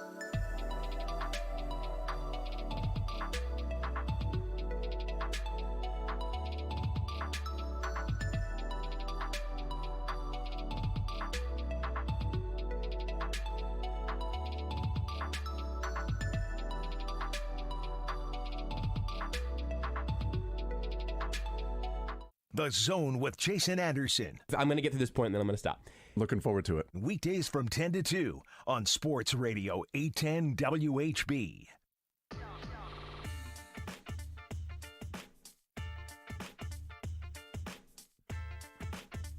All right, welcome back here in the Zone right here on Sports Radio 810 WHB. Jason Anderson with you, Josh Brisco, Beards, back at the station. We are hanging out at ADA Fundraising. It's in Riverside, 635 and 9 Highway, right across from Park Hill South. You can go to adafundraising.com to check it out online. But they have their once-a-year open house going on today, tomorrow, and Saturday. Now, on Saturday, they're also going to have Vinny Pasquantino and Michael Massey here that you can come and meet and get their autograph. That's going to be on Saturday, but the once-a-year open house going on for the next few days at ADA Fundraising, where pieces of memorabilia that are just rare to find, you would find at fundraising events or charity auctions, and you would be outbidding somebody for that. Here, walk in, they've opened up their store, they've opened up their warehouse to where you can come in and just simply purchase something here, and you're not outbidding the guy next to you. Now, if there's only one left on the on like the wall and you want it and the other guy wants it, you do have to then fight them to the duel, but you don't have to outbid them. The winner just gets what the price is. What was the Arnold Schwarzenegger movie with the toy? I remember this one. This is a 90s Oh, it was movie that really speaks to me. I can't remember the name of it right now. Yeah, it was Dylan just said Deck the Halls. I don't think. No, it's not a Deck the little Halls. superhero action figure thing. I like this movie. I've too. seen this movie. I can't think of what it is. Oh my though. God! I'm not looking. No, I just googled it, but I'm closing my screen. Actually, I didn't actually. Close the screen. We got to figure this out. Okay. Arnold Schwarzenegger Christmas movie. Oh, He's man, looking for the action figure for his child. I've got it. I've got it. If you guys don't figure it out. Do you want to give us a hint? Can you give us a hint? How many words is the title? 4. Jingle All the Way. Jingle All the Way. All right, we got a little help out here. That we no, that was needed. just all me. I don't know what you're talking about. It was all me. It was like a pre-echo for you. That's crazy. Oh, dang it. People can hear this. Jingle All the Way. Yes. God, that great. 1996. Look Great. at that. So we were thinking about that in my mind. I have no idea how we got there. Why are we thinking? You said if there's only one left. And that, for whatever reason, right. Jason, I haven't seen this movie for 20 years. But Dylan have all definitely seen. What a cultural touchstone. Kind of like the movie. Yeah, I enjoyed it. I'll watch it. It's not too bad. But so I went and looked around at the break there just to find some other things that for all different sports fans too, because hey, K-State just won the Big 12 championship. Deuce Vaughn signed helmets that are here. There's a Ochai signed KU basketball national championship basketball. There's a national championship picture with Ochai. And that's autographed, framed, beautiful frame there as well. And I saw a baseball that I promise you that, McCole Hardman, you could have a McCole Hardman helmet or jersey. You might see McCole Hardman somewhere get an autograph. Sure. Besides, the Lynn Dawson stuff that we just talked about, earlier that obviously you can't get right now. Yeah. There's a baseball signed by Buck O'Neil. Oh, no kidding. Yeah, there's a couple baseballs signed by Buck O'Neil. Now, I actually already have one. Yeah, I don't. But that autograph is on an official Negro Leagues baseball Cool. signed by Buck O'Neil. That's over there. I was just looking through the baseballs. I'm like, oh, yeah, Alex Gordon. And, Stalmont, that's an interesting one just to have there. And Bobby Witt and Buck O'Neil. And who? Honestly, man, I don't know how many names you could have said that would have made me think I need to go take a look at that before we get out of here today. I'm going to take a lap around regardless and try to get some Christmas shopping done. But that one right there might be a little, might be too Joshua from Santa. Might be That's right. might be the tag on that one. I will tell you this: if I didn't already have one, Yeah. that would definitely be a to Jason from Santa. I've already got a to Jason from Santa. I am going to leave here with a Duron Cherry autographed jersey. Big Duron Cherry fan, and it is part of the $99 jersey sale that they have going on here. And you just look through and see all of the different jerseys they have, and it's a sewn-in, authentic Chiefs Duron Cherry jersey. It's Am I inscribed. paying $99 for that? It's You know, crazy. just for the jersey itself, and now I get Duron Cherry's autograph with number 20, KC Chiefs, Duron Cherry there. So, yeah, and there's a lot of these different jerseys, that Jan Stenerud jerseys as well, so there's some cool stuff. I mean, no kidding. Every time I look around, I look at something, and then I look for the price tag, and I think, that should be a little bit more. That should cost a little more. And as you've talked about, usually it's very, very difficult. They only open these doors open for a few days a year. Yep. But like every single time you turn your head, you could just pick Danny Manning signed rolled poster. Very nice, $69. That feels too low to me. That feels like these prices could be raised. I'm not going to tell them that, of course, until after you get here and get to do your Christmas shopping. Beautiful Jordy Nelson autographed helmet as well. Maybe get that one for Shane. I would. Maybe. You said Jordy, and I was already deciding that if there's Jody Fortson memorabilia here, that is going to be to Joshua from Santa. I haven't seen it yet, but I haven't gone on the hunt. The greatest number 88 in Chiefs history. Would you just buy him out of his stock? Yes. I'll take that. Yes. Oh, one of those. No, I'll just take that. How many? You have 50 of those footballs signed by Jody Fortson? Sure, I'll take all 50. Excuse me, where's your 88 section? Oh, Gonzalez? No, thank you. Not in this home. We're looking for Fortson. I'm looking for the better 88 in a Chiefs uniform. Thank you. Simply the greatest Chiefs tight end ever, number 88. I don't remember it being Gonzalez season. That's right, baby. I remember That's being right. Fort season. Fort season has arrived. Well, in all seriousness, to make a transition back to the show, I've seen some MVS, some Brian Cook, some Sky Moore, some different things there. I have not seen any Justin Reed stuff. Yeah. Which kind of interesting. But we have heard from Justin Reed last week. And let's hear from Justin Reed in the locker room today. Todd Lebo working the locker room. And he caught up with Chiefs number 20. Okay, so it was Todd Lebo and others there, and we will see if anybody is crying about it as they talk to Justin Reed. Let's take a listen. Justin, I look at Russell Wilson, a guy who's won a Super Bowl, and I see that, maybe this offense isn't as comfortable for him, but he's still a dangerous quarterback. So what are you seeing on film with him? What are you seeing maybe that he's adjusting to, or things that you could take advantage of? Yeah, I mean, they're only a couple of plays away in every game that they've been in. Russell is a Super Bowl champion. He has all the tools, he has all the talent, and they're right there. So, despite their record, they're not a team to be taken lightly, and we're going to have to bring and go play good football when we go play them. Just in that tweet, I believe it was Tuesday morning, you said it was kind of just no regrets on any of the talk. Is that energy come from you might see the Bengals again? Just where were you thinking? We're going to just put that to bed. Move on to Denver this week, and we're going to focus on the Denver Broncos right now. With the Broncos, Coach told us the other day, they're very close. It's like, a few inches here or there, they could have a much different record on offense. Said he was going to show you guys that on tape. Is that the kind of stuff you're seeing, that they actually are closer to being a much better offense? Yeah, a couple of explosive passes. Russell Wilson loves the deep ball, really throws it high. And a lot of those plays hits the receiver's hands, and if it ends up being a catch, the whole game can go a different direction. So we know that, as a Kansas City Chiefs, we tend to get everybody's best game, especially this being a divisional matchup. So we know that we're going to take their best shot, and we're going to have to play good football against them. You've been in a different division before you got this division. Are you feeling this AFC West stuff with these rivalries yet? This is your first time facing them. Yeah, the history runs deep. History definitely runs deep, and you can feel the rivalry with each of the games. Now this streak is 13 in a row for the Chiefs on the good side. You weren't here for any of those games, but do you get a feeling for that when you walk in here, that the Chiefs take care of business against the Broncos? Yeah, but what we've done in the past has zero impact on what's going to happen Sunday. So we're still going to have to go out and play good football to go get a win. Have you played at altitude out there? Have you played? Yeah, out I there? played there before. So is that? I mean, at this point of the year, you guys are in game shape, right? It's what Coach told us the other day. Maybe it can be a bit of a factor earlier in the year. Does altitude have any effect on you when you've been out there before? Not the first time. I played there both in college when we played Colorado, and I played the Denver Broncos. You feel it a little bit during warm-up, but you get your wind back if you do a good job conditioning early. and then during the game, it shouldn't be a problem. You guys are one of the best teams in the league, but you have a negative turnover differential. I know you guys on defense can't decide what the offense does, but I just wonder how much of an emphasis as you get to the later part of the season is about maybe that 1 or 2 turnover that might, swing the game in your guys' advantage. Yeah, when they come in bunches. So hopefully we just save them all for this home run stretch here in December, January, and February. One of your tasks this year has been bringing Brian Cook along. Just how have you seen him progress, especially in recent weeks? Oh, yeah. He has all the potential in the world, very high ceiling, cerebral player, can make all the calls, can make all the plays. Going to be a good player in this league. I was shocked I didn't hear him break down the Broncos receivers and what's going to happen.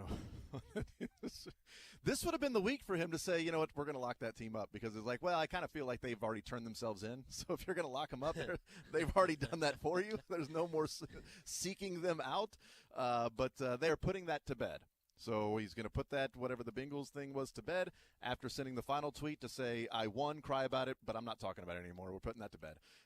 Either way, so Justin Reid getting ready for the Denver Broncos and this Chiefs team, and that Chiefs defense, which is going to be in the spotlight because it's a pass-fail for the defense this week, and either you look really good or you don't. There's no, there's some things you can take away here, there. No, either you dominate the Broncos offense and keep a bad team playing poorly, or there's some issues coming out of that we have to examine.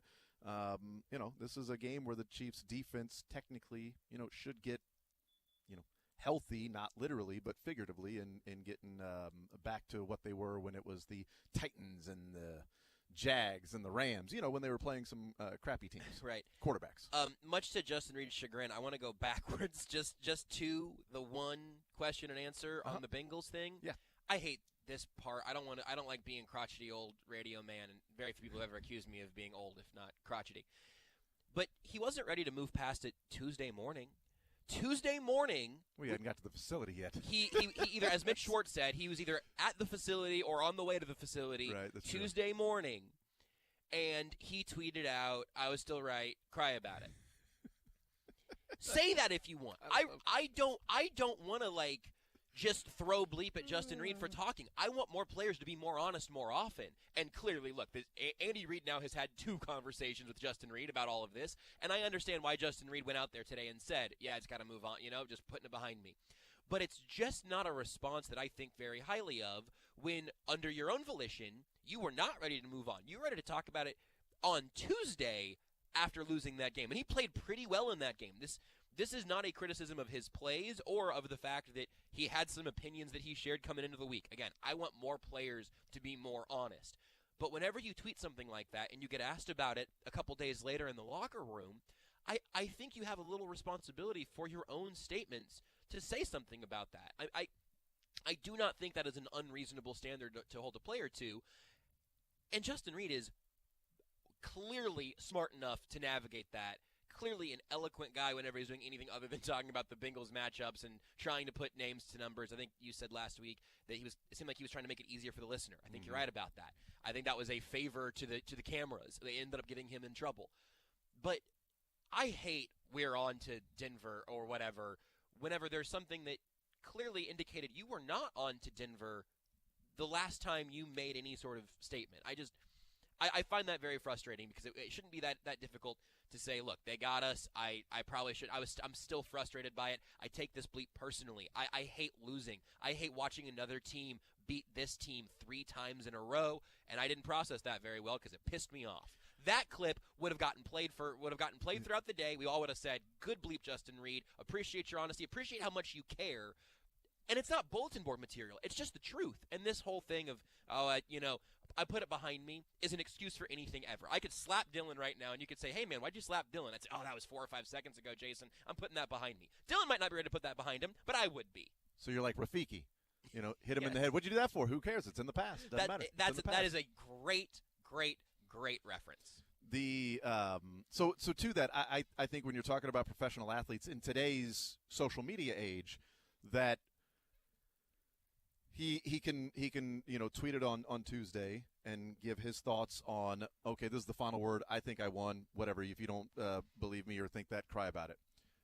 And he can control that. because then he can just turn off replies, or he can just never go and look at the replies to that.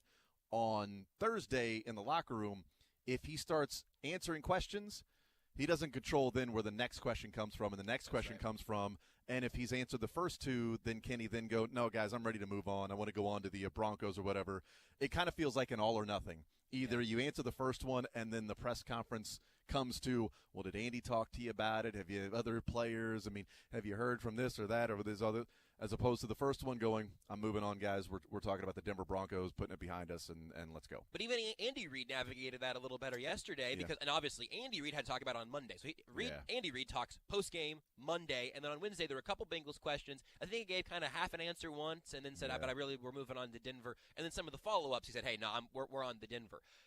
For Justin Reid, it wasn't the third time he's been asked about this. It's, hey, you tweeted this on Tuesday, and it really looked like sour grapes to a bunch of us. So what was going on there? Mm-hmm. I think if you're going to put your transmission out on Twitter, you should take a follow-up question about it the next time that you're in the locker room. And please, again, I think I try to be pretty far away from respect us in the media. Why are you screaming at clouds right now? I feel like I'm screaming at clouds and telling everyone how important the locker room scrums are. When in reality, I think more highly of Justin Reid than anything that he has done the last week would indicate. Yeah, no, and I also think there's an exaggeration of with all of the trash the Chiefs talked last week. Yeah, it was like was there trash? I mean, there was a comment by Justin Reid and then a tweet to clarify his comments, and then replying to Jamar Chase, and that was it. Everybody else was very effusive in their praise of like how good they are, and this team is this, and this the Bengals team is that, and they got us last year twice, and got to do this and got to do that. Like I didn't hear but it was the most disrespectful trash talk of the week was on Tuesday. Yes. That's the thing. It was that tweet on Tuesday. Yeah, that's right. And but because then it's talked about all week, and you talk to Higgins, Chase, and Hayden Hurst, not Higbee. Yep. You talk to all of them, they're weighing in. Then after the game, everybody's weighing in. It then turns out to be like, well, I mean, that thing, they were talking all week last week. Right. Well, no, the Bucks weren't talking all week. It was Shaq Barrett. The Titans weren't talking all week. It was Jeffrey Simmons. You know, that's and the Chiefs weren't talking all week. It was Justin Reid. I was wrong in saying I don't think we'll hear anything more from Justin Reid like that, because then he tweeted it out on Tuesday. I'm going to guess that we won't hear anything in the locker room in front of a microphone from Justin Reid like that, which is why you get we're moving on to Denver and ready for this game, and, you know, it's the good offense, you know, these guys are good, whatever, and then just talking about your own teammates as well. So I kind of feel like that was expected. I was certainly interested in hearing what his answer was going to be, because the question was going to be asked, and good for him for being in the locker room, because it's very easy for him to be like, I'm getting treatment. Sorry, guys, not going to be there. All he has to do is dodge yesterday, today, and tomorrow, and it seemed like everybody dodged yesterday. But it certainly sounded like the locker room was lively today. Basketball's back. I know that. I could hear the basketball in the background. That's going on again.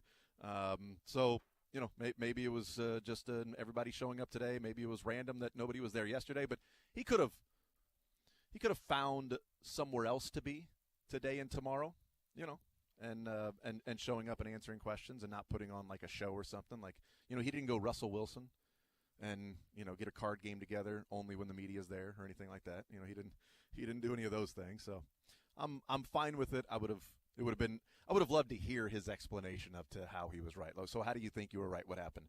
Because you were also a part of Angry Runs. You were the bad part of Angry Runs on NFL Network by Samaje Perine. But, oh, well, maybe there's an element of, you know, maybe if the Chiefs had more of a trash-talking sense going into that game and trash-talking in the game, maybe they don't look like they were a little lifeless, or they were the ones making like a business trip where it looked like the Bengals were there to play some football against a team they don't like, and the Bengals were the ones that got the unsportsmanlike penalties and the trash-talking by Jamar Chase and that stuff, and the Chiefs were, man, it just felt too much like they were going through the motions at times. I mean, they could not tackle. They couldn't, you know, every single play felt like it was an extra 3 or 4 yards for the Bengals. It didn't feel like the juice was on the Chiefs' side when that was the side you thought most of the juice would be, because of the insinuation from the talk last week for who was discussing things from what happened last year, whether that be Chris Jones or Patrick Mahomes or whoever else that was a part of those teams last year. All right, we'll take a timeout. We'll come back. We'll continue rolling, hanging out at ADA Fundraising. It is located 635 and 9 Highway across from Park Hill South. You can go to adafundraising.com. The once-a-year open house going on today, tomorrow, and Saturday, along with Vinny Pasquantino and Michael Massey will be here Saturday that you can meet, get their autograph, and hang out with them. And you see all of the really, really cool memorabilia, signed stuff here at ADA. It is 635 and 9 Highway, right across from Park Hill South. We'll take a timeout. We'll come back.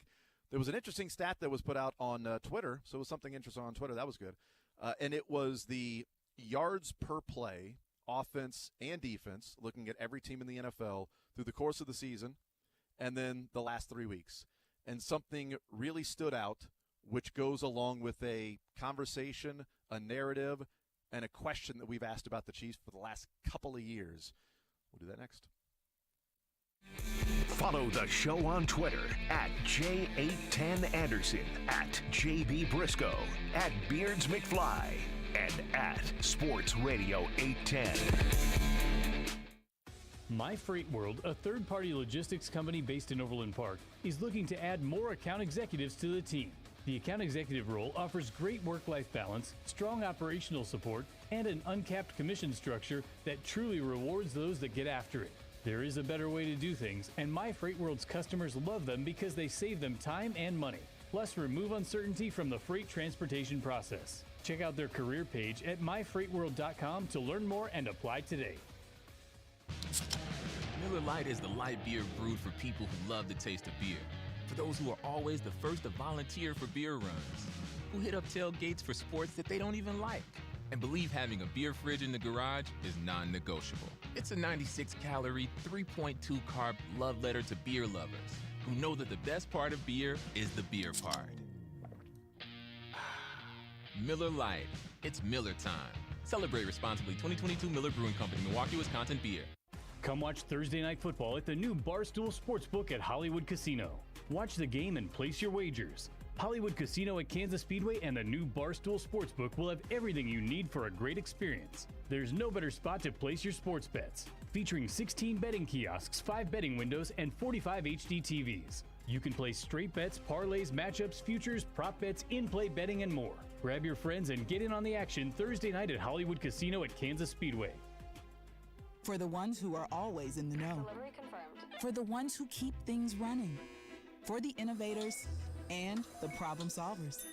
Grainger offers supplies and solutions for every industry, experienced staff at local branches, and free access to experts to help answer your toughest questions. So whatever challenge you face, we have the knowledge and products to help. Call, click Grainger.com, or just stop by. Grainger, for the ones who get it done.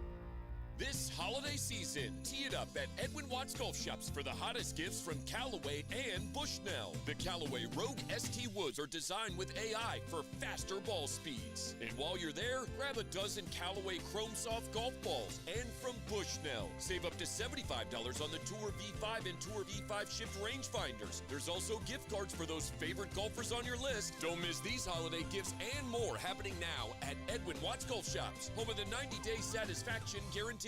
Your chronic pain, anxiety, and other ailments don't take the weekend off. And neither does Relief Resources Dispensary. In addition to our extended dispensary hours, the drive-thru is now pulling an all-nighter for you every Saturday night. That means for 30 consecutive weekend hours, from 10 a.m. Saturday morning until 4 p.m. Sunday afternoon, you can find non-stop relief at Relief Resources Dispensary. Just order what you need online from one of the largest selections in the state, and it will be ready within minutes at Relief Resources Drive-Thru. Of course, medical decisions should not be based on advertising, and you should always consult a physician on the benefits and risks of particular medical marijuana products. And with over 500 products to choose from, you're sure to find one to provide the non-pharma medical relief you want, even after your second or third shift on Saturday.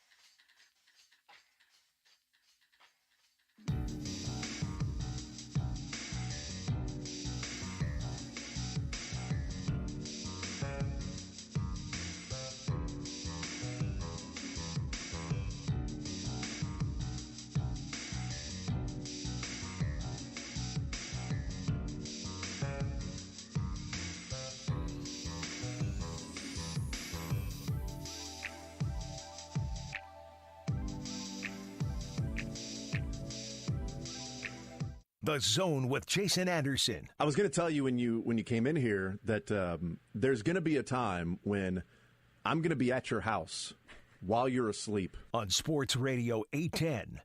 All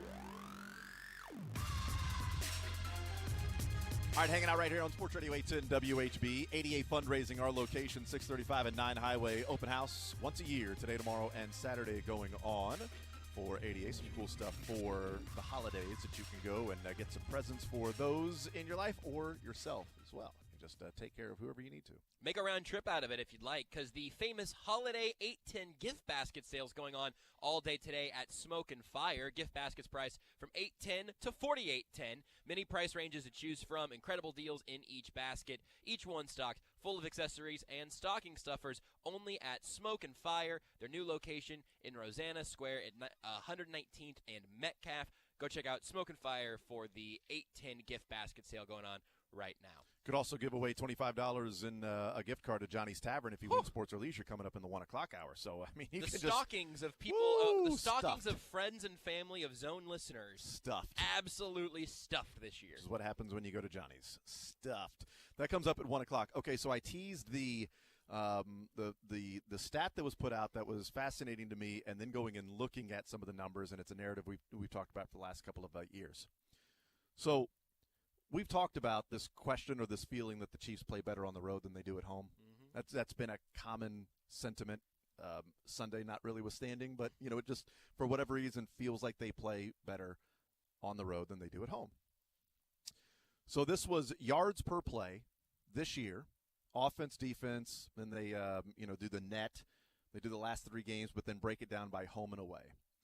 So the yards per play given up, so on defense, yards per play, home and away split is a difference of 0.1. So 5.5 and 5.4. So it's pretty similar.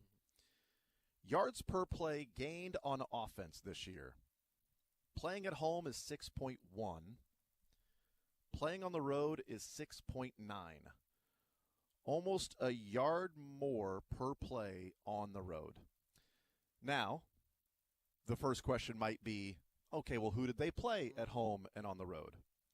Here are the rankings of yards per play on defense given up for the teams that they have played. At home, 10, 17, 18, 24, 28, 31.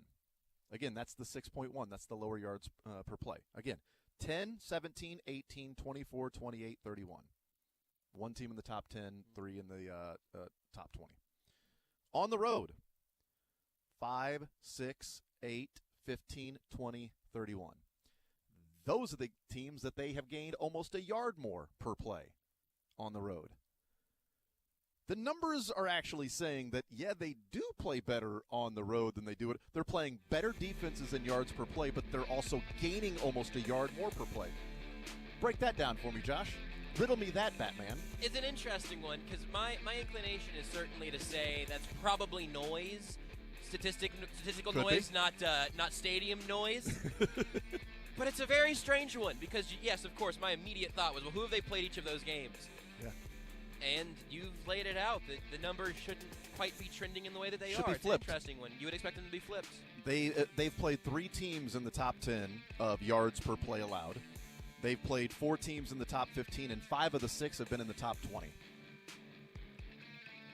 And that's almost 7 yards per play. Whereas 5 of the 6 teams they've played at home are in the bottom half of the league. And 3 of them are 24 or worse. I don't know. Maybe there is something about being away from Arrowhead. Didn't help on Sunday, though. That would have been nice. When you want Chiefs.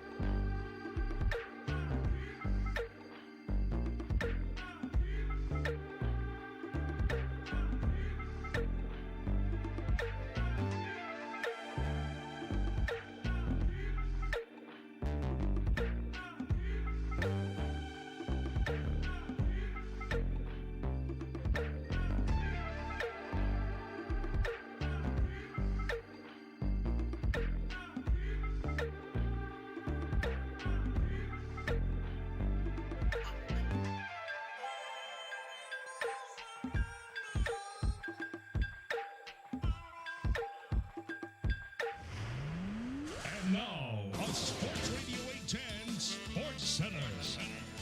This Sports Center is brought to you by the University of St. Mary. The University of St. Mary is proud to offer KC's most flexible MBA. Choose your method, online, on ground, or a blend of both.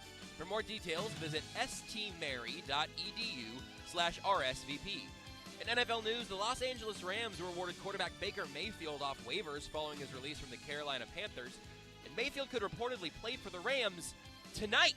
Thursday Night Football, it's Raiders and Rams, and depending on the health of quarterback John Walford, the Rams could actually start Mayfield, whose first practice with the Rams was yesterday. For the Chiefs, everyone was scheduled to practice today, according to the team. That means Kadarius Toney and Joe Tooney, who have missed the last 2 games, have a chance to return to the field Sunday against the Broncos. Next in the Zone, sports or leisure, 913-3810810. More Zone next. This is Sports Center. You're into sports, but nothing wrong with a little leisure time. Why not both? You're going to have a heart attack by the time you're 40 if you don't learn to relax. It's time for sports or leisure on The Zone with Jason Anderson.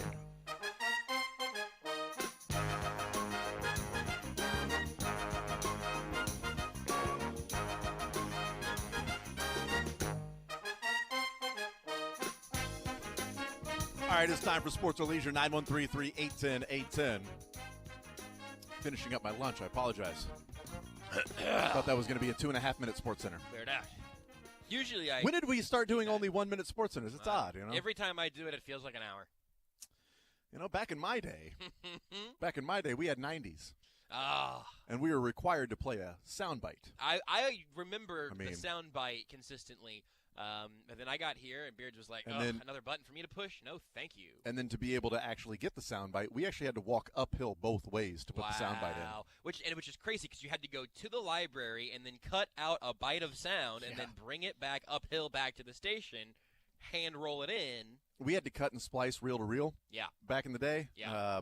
For the sound bites and then read for 90 seconds. Well, it really wasn't 90 because you had like a 15-second sound bite, but still, ooh, boy, it was tough. I'm just glad you made it, man. I mean, honestly, I can't even imagine. We have it so easy. I've always said that. You're a real titan of industry. There's one thing that is representative of where this country is going. Yeah. It's these darned 90-second Sports Centers that are only 60 seconds now. Just nobody wants to work anymore. We used to stand for something. Nobody, we used to be a real country. Nobody wants to work anymore. 90-second Sports Centers. If it makes you feel any better, Jason, there are some Sports Centers that get played later in the day that are 2 minutes. And that averages out to 90. All right. There we go. We're back, America. That's a real man or woman's read right there. 2 minutes. Yeah, you're putting in work then. That's real. You're right. That's right. True. All right, 913-3810810 is the phone number to be a part of the show. Crazy though, right? Part of that is actually pretty nuts. crazy. What else is crazy that's going on besides ADA fundraising and the prices here? But just to give people an update on some of the news of the day before we get into sports or leisure, and that is what's going on with Washington, the Commanders football team, and things that are being released now.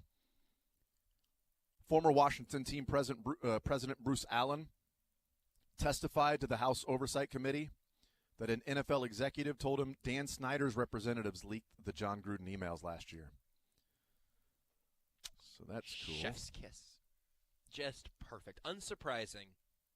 Very. And so in character. Yeah, very unsurprising is a way that I would certainly describe that. Also, Seth Wickersham has a number of different tweets and has a story at ESPN about the allegations of somebody following or Dan Snyder hiring somebody to follow different owners. Bruce Allen, former team president, also testified that Snyder has tried to persuade other owners to remove Goodell and told Allen during the height of the NFL's national anthem controversy he wanted to use private investigators to follow Goodell. So good. He said at that time, I'm going to have him followed. Follow the commissioner, you know? I'm going to find something out about him, Allen testified. Just something. Just anything.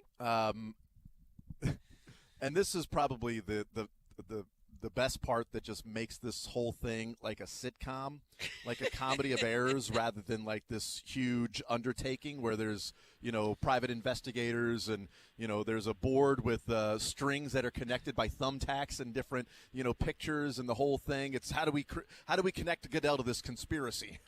We've got to show all these connections all across all 31 other franchises. Bruce Allen said he first discovered a private investigator tailing his movements while Arizona in March of 21. He testified that the home was on a narrow street with little traffic. Bragger. And his noticed an unfamiliar car with its engine running parked outside their home. I'd made some coffee, Allen testified, and I went out. And the gentleman stepped out of the car, and he said, hi, Mr. Allen. I said, well, that's interesting. You need a cup of coffee? Are you here to serve me with a subpoena or something? He said, no, we're just here to follow you and something like, document your actions. This is real season 7 of Littlefinger energy going on right now.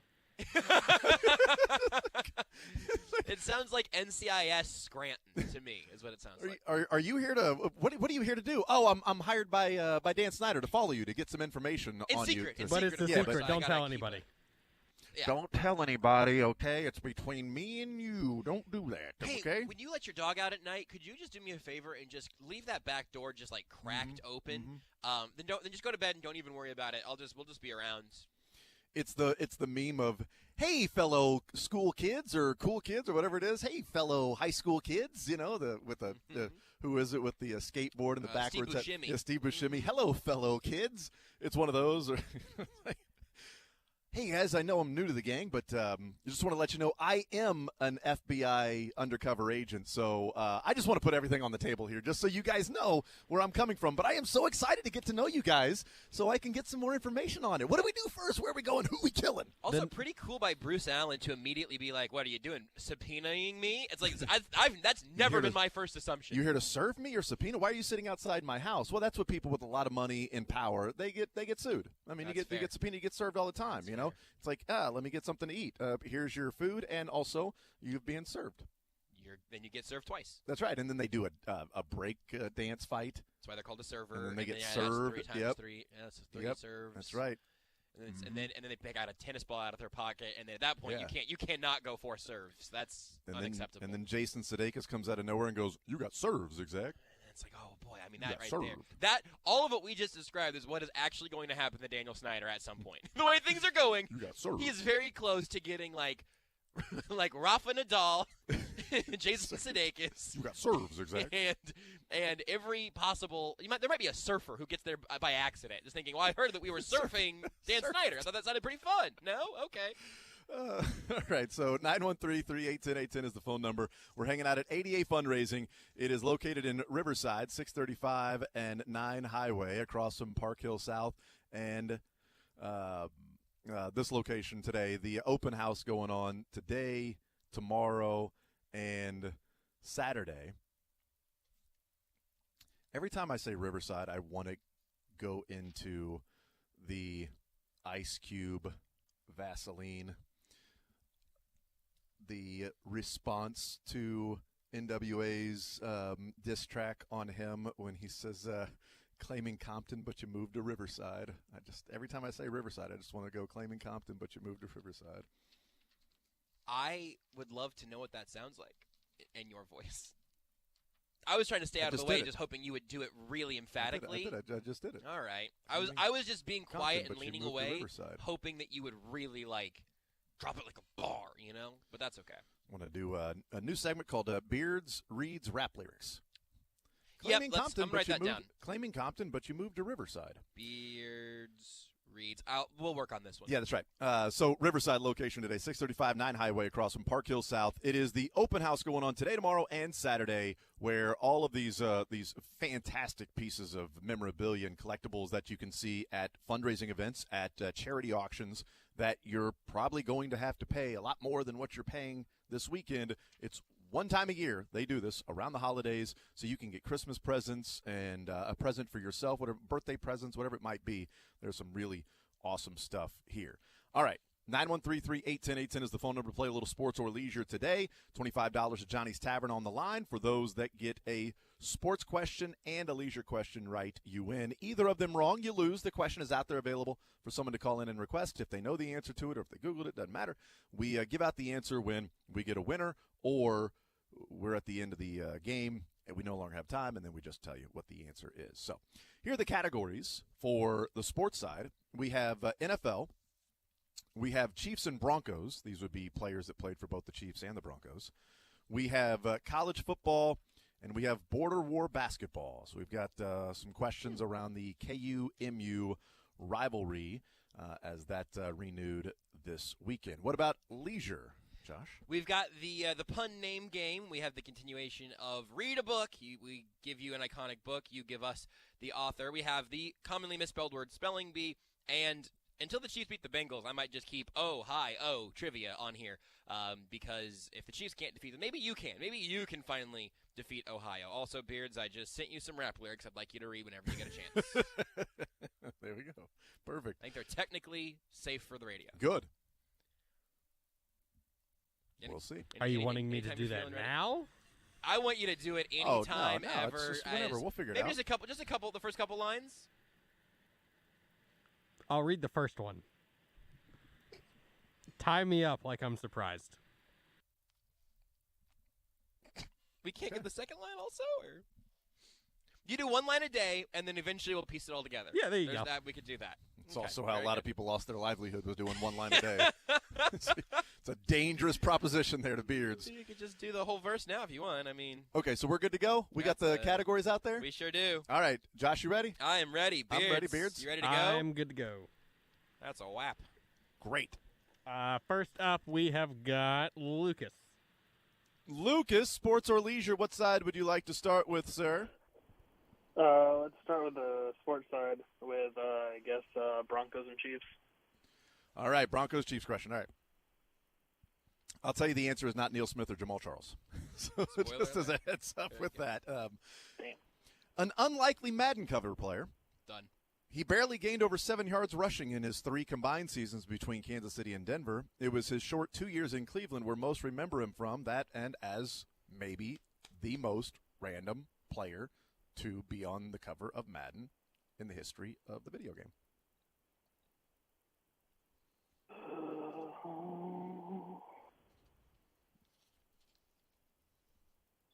If I find any merch from this player in here today, you're taking gonna purchase it with it? me. I am taking it with me. Yeah, you know where you can get that?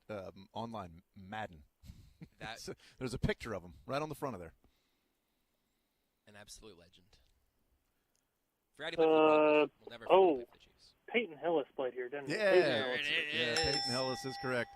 Peyton Hillis, I believe did he start with the Broncos? I think so. Yeah, started with the That seems Broncos, and then with Cleveland, and then Kansas City. Outside of the 2 years with Cleveland, he did almost nothing in his career. But you know what he did? It's on the cover of Madden. There you go. On to the leisure side with Josh. Pun name game, read a book, spelling bee, or trivia. No, because last time I did Ohio trivia, you gave me a stupid Pringles question, so we're just going to read a book. Who wrote To Kill a Mockingbird? Harper Lee. Boom! Look at that. Yeah. 2 for 2, Lucas. What a performance. That's a win. Harper, there we go. The first time in history anyone's ever won anything because they knew who Peyton Hillis and Harper Lee were. Yeah. Has to be, right? That's right. Has to be. Thank you, Lucas. Appreciate it, man. 913-381-810-810. And you didn't even know this, but it's connected because Peyton Hillis talked about, To Kill a Mockingbird being his favorite book growing up, and it's what he drew so much inspiration from in his life. So a lot of people don't know that. That's where he got a very, very lesser-known fact about Peyton Hillis. It's where he got his most famous nickname, which was the Schifferobe, which I believe is a word that I've only ever had in conjunction with To Kill a Mockingbird for some reason. And Peyton Hillis. And Peyton Hillis now, yeah. Who's next, Beards? Up next is Charles. Charles, what side do you want to start with, bud? Sports or leisure? Let's try leisure, and let's do the Ohio trivia. Okay, this is across all of Ohio, which may be relevant. Yeah, we'll do this one. What two famous halls of fame reside in the state of Ohio, and what cities are they in? That's easy. Could you repeat that? Yeah, what two famous Hall of Fames reside in the state of Ohio, and what cities are they in? Rock and roll and NFL, Canton and Cleveland. I'm going to say that works. It's technically the Pro Football Hall of Fame, not the NFL Hall of Fame, but you had the confidence. It's I believe technically you. the Pro Rock. I mean, look, we're in Kansas City. There's a lot of AFL history pre-NFL that's in the museum in the Pro Football Hall of Fame. They call it. All right, on to the sports side, sir. We got NFL, we've got Chiefs and Broncos, college football, and border war basketball. Let's try some college football. College football, okay. Dabo Swinney won his 8th conference championship game last weekend. He's now all alone in second place for the most conference championship game wins. Who was he tied with for second, and who is currently first? Oh, man. I only asked for both because I feel. Well, I only asked for both. Repeat that one more time. Yeah, I asked for both because I think the first one is kind of the free space. But Dabo Swinney won his 8th conference championship game, not just his 8th conference, 8th conference championship game. So you got to think of it's in the era of championship games. He's now all alone in second place for most conference championship game wins. Who was he tied with in second place with 7? And who is currently first in the most conference championship game victories? So this is Power 5 schools, pretty much? Pretty much, yep. And not even pretty much, they are. like I said, I felt like one was a free space. Who's the leader? I'm going to say Nick Saban on one of them. He's number one. Dabo Swinney was tied with this coach, who is no longer coaching. No longer coaching. No. Was tied with this coach. Yep. Family member coaching. It's also never going to win a conference at his current spot. Tell you that much. How many did David Beatty win? Just carry the one. Less than 7? Divide 6? by the remainder. Hold on, I'll get it in. Okay. Don't answer. You started doing numbers and now you're confusing me. Yeah, I was almost there. So we talking like 90s, 2000s? Yeah, I mean, pretty much. I mean, it's when did? So I mean, the Big 12 Conference Championship game started in what 97, 98. The SEC was in the 90s, right? Big 10 for 5 minutes. No longer coaching. So you got to think of the conferences that have had conference championship games longer, and also some that may have dominated that conference year after year after year.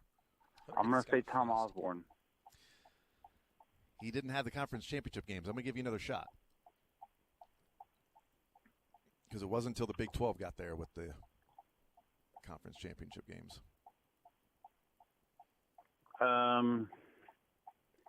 But you're in the right neighborhood. You're in the right neighborhood, though. Right. I'm trying to think of his last name. Oh, crap. He did College Game Day for a little while. I can't think of his name. The OU head coach. Oh, my gosh. I'm drawing a blank. His brother also coaches at a Power 5 that will never win a conference. Mark my words on that. Yeah, there you go. That will take a last name. You know what? I'm just going to assume you don't mean Mark Stoops. No. Or Mike. No. I think you mean Bob. Yeah, Bob Stoops. Bob. That's correct. Yeah. So now it's Nick Saban, Dabo Swinney, and Bob Stoops have won the most conference championship games. Perfect. That's another winner. We had the Hall of Fame and back-to-back Charles. Nice job. Charles, will put you on hold, get your information. Congratulations, sir. Well done.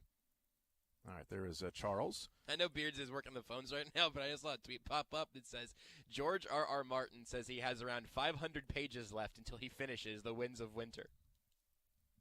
How many pages are they when they're all said and done, Beards? 500 left. Aren't they like 700 pages? How long are these books? Jason Anderson just tweeted, said he's roughly 350 pages away from finishing his book that he's been working on. Right. How long is that book going to be? 351 or so? Welcome into the zone here. It's 10:01 a.m. We got about 4 hours of radio left, and we'll wrap things up. Taking me about 3 years to get that dedication page done. Dedicated to my wife, Kaylin, Everett and Juliet, you guys are my world. It was actually originally Let's go and start this book. It was just your wife and Everett, but it's taken you so long to write the book that now actually you had a whole other child to thank in the book. That's exactly right. Well, that's why I didn't want to start writing the book. That's because so important. I take it, one step at a time. I don't bounce around. I'm not doing chapter 7 before chapter 1. So until I get this dedication page done, I can't even get into the, table of contents. Come on, the first book is 694 pages. So he's got the prologue. So he's got 140 pages in. Don't hold your breath, Beards. Yeah. I'm not. All right. Who is next, Beards? Up next is Avery. All right, Avery, sports or leisure. What side would you like to start with, sir? Man, George R. Martin is just stalling until he dies, and he doesn't have to finish that thing. I think this is the right take. Nobody's I'll do- appreciated until they're dead.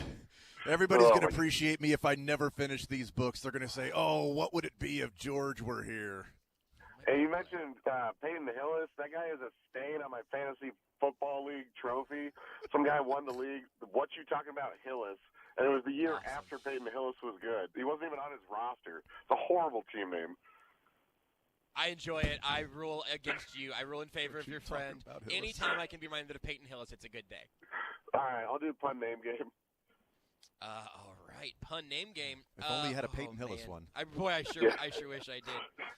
Hey, so I don't know if you knew this, but Avatar 2 is apparently finally going to come out soon. The director guarantees it. In fact, he has plans for Avatar 3, 4, and 5. It's a titanic undertaking for this A-list filmmaker. But unless there's something about Mary we don't know, I think the interest levels between the original and the sequels could be night and day. James Cameron Diaz? Well, I love the confidence. I love it, man. Nice job. Sometimes Well done. you just throw a fastball, and you see it like a beach ball. It makes me so happy. Well done. I'll do Chiefs and Broncos. If it wasn't pun name game, I might have slid in there with was he a George R. Martin writing this? I mean, it's just, he's already. I got 2, 3, and 4 ready to go. I just need to 3, 4, 5. They are in the can. I just got to figure out number 2. Just gotta get 2 out. So once I get done with number 2, I am ready to get back at it. You can mark that one if you'd like, Beards. Chiefs and Broncos for Avery. Oh, which one do I like? Which one do I like the most, the bestest? Ooh, I just saw the answer to that one, and I enjoyed that one because I have some guesses about it. All right, it's not the one that you wanted, so I'm going to go. That's fine. That's fine. I just looked over and saw a name. I'm looking away. Throwing off. I like to play the game instead. Drafted by the Chiefs in the 90s to man one of the corner spots for one of the best defenses in the league, and he was also named Defensive Rookie of the Year. Many wondered if he would leave KC to join his brother in Minnesota. Instead, he volunteered to sign a 4-year deal with Denver, only playing one of those seasons before a year-long suspension by the NFL led to his outright release by the Broncos. You're the cornerback, you said? Cornerback in the 90s. His brother played for the Vikings, and he went to Tennessee. Yep.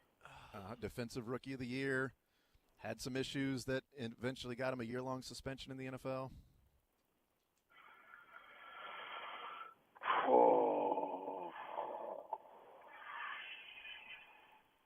Oh, boy.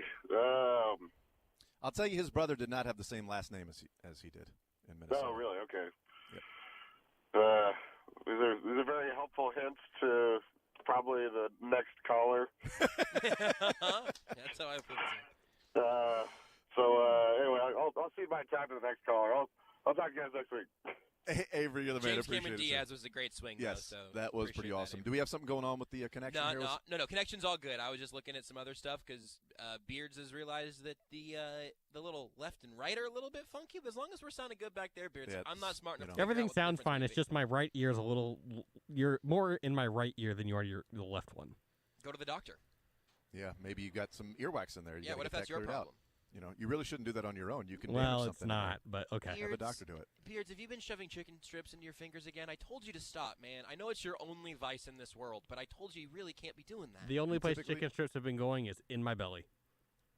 Directly? Wow. Like through the belly button or something? So now you've got them going in the ear hole and the belly. Do you understand there is a hole to put those things where it's anatomically correct for you to do those things? Those, for me, would be like options 3 and 4 at absolute best. Really? You know what? 4 and 5. I just thought of a couple more. 5 and 6. George R. Martin's going to get there eventually. He's got 12 of them. He's had to figure out number 2. Chicken Avatar 3. All right, we'll take a time out. We'll come back. ADA Fundraising, our location today until 2 o'clock, but they are open today, tomorrow, and also Saturday. It is the once-a-year open house. ADA Fundraising, Riverside, 635 and 9 Highway, across from Park Hill South. You can go to adafundraising.com and see all of the amazing stuff they have here that you can come down and get at the price it is listed, and you don't have to outbid somebody in an auction or a charity fundraiser that happens when you got a guy next to you that wants that same piece of memorabilia. You just simply pay what the price is, which is really, really good prices. They've got $99 autographed jersey sales, $99. Got a Duran Cherry one that's leaving with me. Authentic Duran Cherry Chiefs jersey, signed by Duran Cherry. I'm pretty sure $99 might be close to what I would have paid for the jersey alone. Or if I was with somebody. Either way, whether I was alone or with people, it still would have cost me a lot of money. We'll take a time out. We'll come back. We'll continue rolling 913-381-810-810. More sports or leisure coming up next. Follow the show on Twitter at J810Anderson, at JB Brisco, at Beards McFly, and at Sports Radio 810.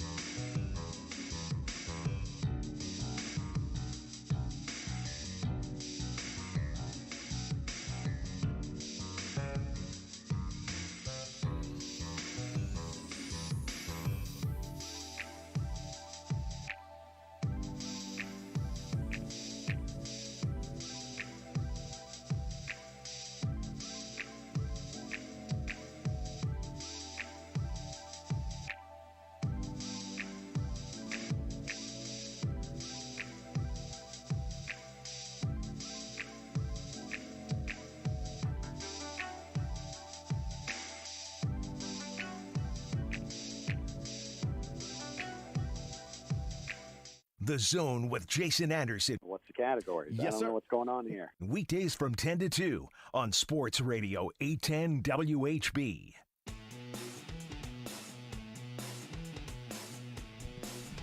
I would continue right here on Sports Radio 810 WHB, playing a little sports or leisure, but hanging out at ADA Fundraising, 635 and 9 Highway across from Park Hill South, Riverside location. They've got the open house going on today, tomorrow, and Saturday. Honestly, one of my favorite remotes that we come to. It is just awesome. The only challenge here is making sure you're back in your seat before the music is playing. And you weren't. I So wasn't, but I was you within failed that striking challenge. distance. I was, I heard Beard shouting from the speaker here. Yeah. And there's just so much good stuff, man. It's awesome. You were looking for some K-State stuff Whoa. for Shane Summers. For Shane Summers. You're looking for Shane. I always look for you know what? Mick comes here, and we look for Oklahoma State stuff together. That's good. That's fun. I think Corey may have left with some Barry Sanders stuff over the years. From here. They just put in his backpack. That's heavily discouraged, Corey. Corey, you should not shout. He's like, I'm going to Utah anyway. What are they gonna do? They're never gonna know. Not at all. Which, by the way, we said this off the air yesterday.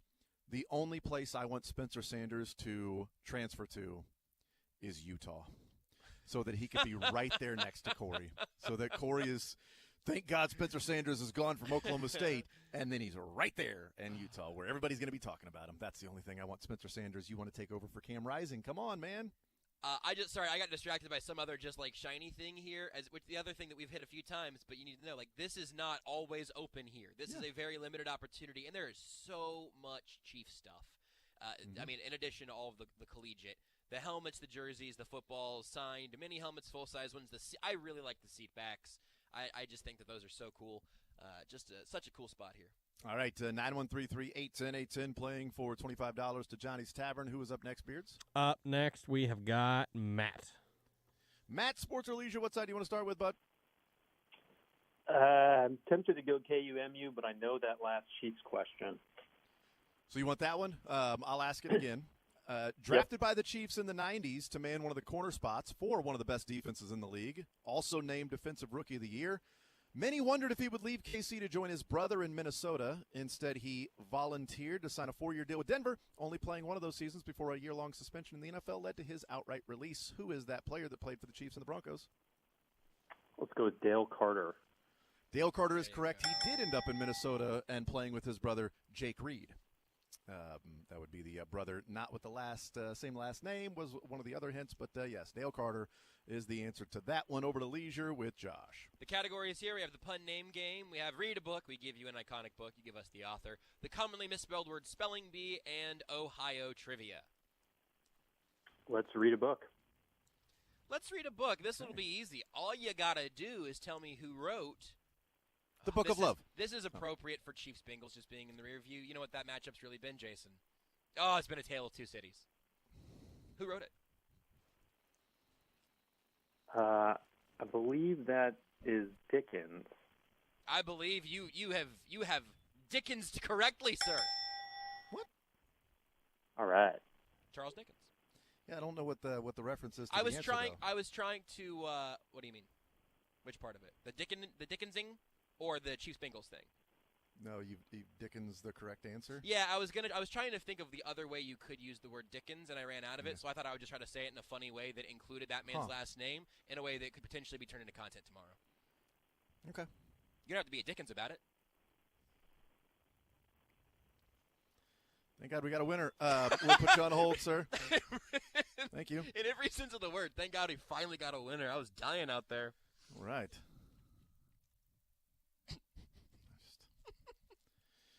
It was the worst of times, and it was the worst of times. Who's next, Beards? Oh, I'm sorry, he didn't say he was ready. Beards I wasn't apologize. ready yet. Don't push Bill. Beards. Beards, you take your time. Sorry, we got distracted ready. here. I am ready. Sorry. Fantastic. And I wasn't up trying next, to be a Dickens. Nope, you're good. You're fine. Up next, we have got Daniel. Daniel, sports or leisure, Daniel, what side do you want to start with? I think I'll go sports with Chiefs and Broncos. Chiefs and Broncos, okay. One of the best offensive lines in Chiefs history saw this man in the middle. He left the Chiefs for Denver before returning to end his career here in KC. An undrafted free agent from Iowa. His wife has plenty of knowledge of what it's like to be a survivor of a 16-year NFL career? Let's go with Casey Wigman. There you go. Dude, that is correct. So well done. Casey Wigman is the correct answer. Chiefs and Broncos and Chiefs. Bears, Chiefs, Broncos, Chiefs. Leisure with Josh. I should do a Survivor category. I watched a lot of Survivor around that time, so that one was a slam dunk for me. What category do you like? Pun, name, game, read a book, misspelled words, or Ohio trivia? Let's go with read a book. All right, we're reading some books today, and I love that. This one was one I missed in high school. I listened to the audiobook, actually, of Animal Farm. Who wrote it? Ooh.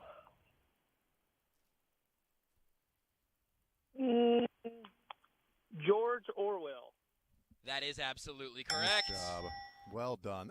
We have such a well-read audience. We really do. This category's been here for a few weeks, and it hasn't gotten all the action today. Everybody's reading books. There we go. Nice job, Daniel. Nobody wanted to watch or listen to sports content for like 3 days, so everyone's like, I guess I'll go to the library. That's right. Daniel, well done. 913-388. So you're saying our listeners have just read these books this week? Yes, these are all new editions. Oh, God, I cannot listen to sports radio this week. I guess I'll check out A Tale of Two Cities. It's been in my queue since I was a sophomore, so I guess I'll go ahead and give it a shot. The Spark Notes of those are okay. About 7 years ago. I really wanted to kill a Bengal, but I guess I'll try to kill a Mockingbird. Let's see what this is all about. All right, Beards, who's up next? Up next, we have got Philip. Philip, sports or leisure, sir? What side would you like to start with? I think I'll go with leisure first. Okay, which category? I'll also read a book. Oh, look at that. All you got to do then is tell me who wrote The Chronicles of Narnia. That would be C.S. Lewis. You're gosh darn right it'd be C.S. Lewis.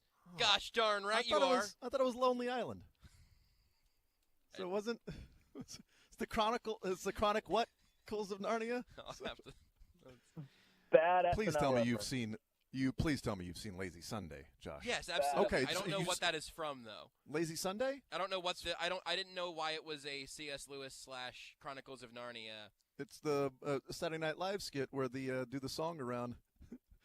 Lazy Sunday, wake up in the late afternoon. Call up, it's the Chronic. What calls of Narnia? You know what, dude? I might not have seen. I watched a lot of Lonely Island. It's the first time I've heard. It's the first time I've heard that people loved Pib and Redvine. I'm like, is that a thing? But Mr. Pibb and Redvine is crazy delicious. It sounds. I love both of those. All right, so I am. I'm adding this to my watch later. I'm not even disappointed. Next break we go to, you're listening to Lazy Sunday. I would listen to it if you didn't insist on taking my phone and throwing it on the ground. See, I've seen a lot of Lonely Island. They're just a little bit later. Philip, what sports side do you want to go with, or what category? Can you give me all the categories? Yeah, no problem. NFL, Chiefs, and Broncos. We've got a college football question left and border war basketball. I'll go college football. College football, okay. Caleb Williams now has 34 passing touchdowns and 10 rushing touchdowns this season, becoming just the second player in Pac-12 history with at least 30 touchdowns passing and 10 rushing in a single season. What former Heisman winner also did this in the Pac-12? I would assume it has former to be starting Marcus quarterback, Mariota. too. Yeah, that's right. Former starting quarterback for the Falcons now, too. That is right. Marcus Mariota is correct. And you were also well-read on reading and sports as well. Well done, Philip. We'll get you your information and send you also to Johnny's with $25 that stockings are being stuffed. Unfortunate for Marcus Mariota, the Falcons are fawning over Desmond Ridder.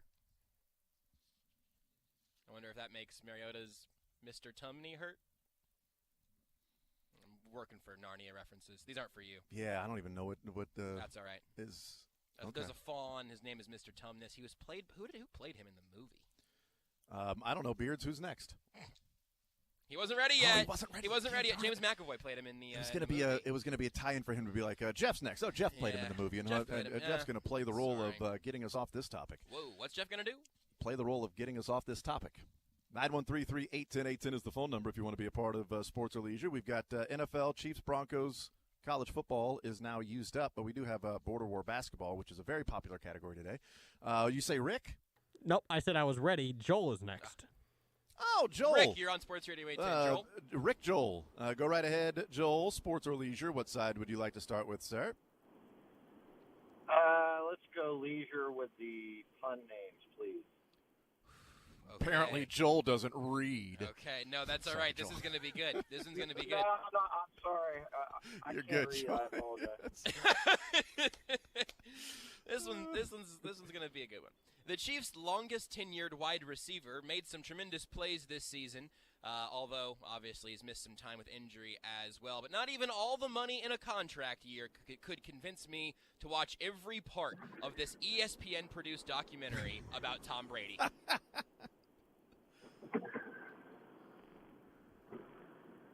Now, when you say longest tenured, you should make sure that you say current. Yeah. The longest tenured active yeah. Chiefs receiver. I guess that's, current Chiefs receiver. Contract year. Mm-hmm. All the money in the contract year. Nicole Hardman, man in the arena. Is that what you're getting at? Oh, you got to just get that redundancy out of there. You got it. You got it. I'm giving it to him. It to him. McCole Hardman in the arena. Yeah, that's right. Absolutely. Well done. Gotcha. Okay. On to the sports side, sir. We got NFL, Chiefs and Broncos, border war basketball. What are you thinking? Let's do Chiefs Broncos, please. Okay. All right, I'm going to do one more of that somebody actually played.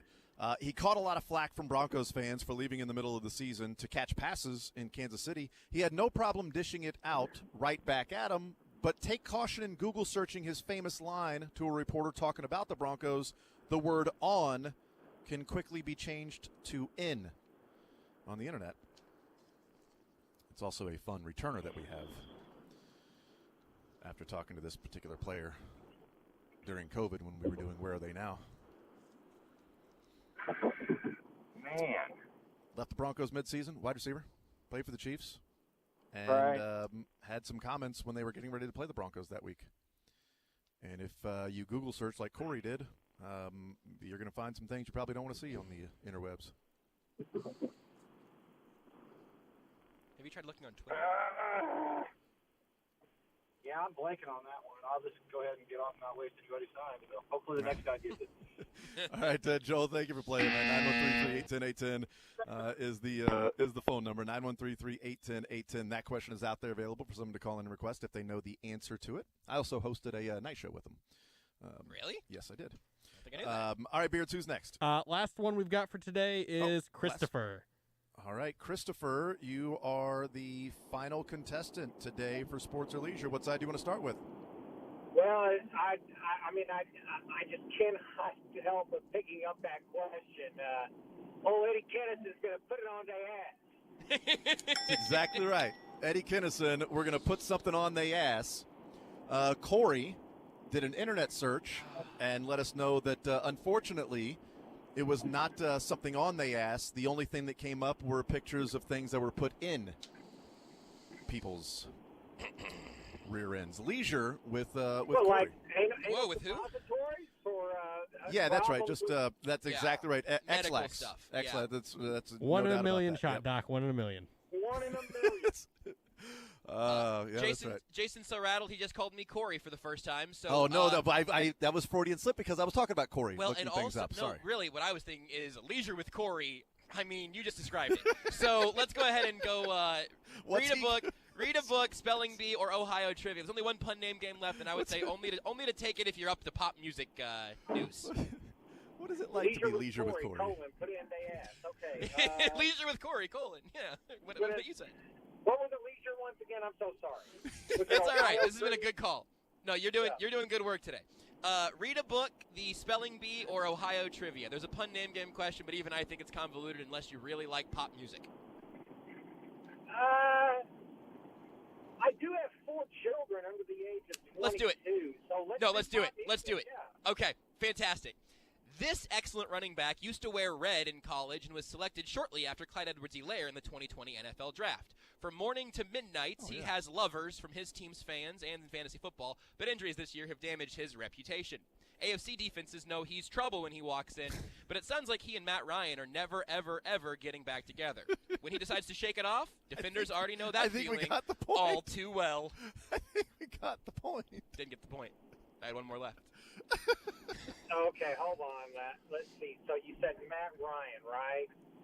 It looks like he and Matt Ryan are never ever getting back together. He started off with running back wore red in college. Was taken after Clyde Edwards-Helaire in the draft. That I was done after that one.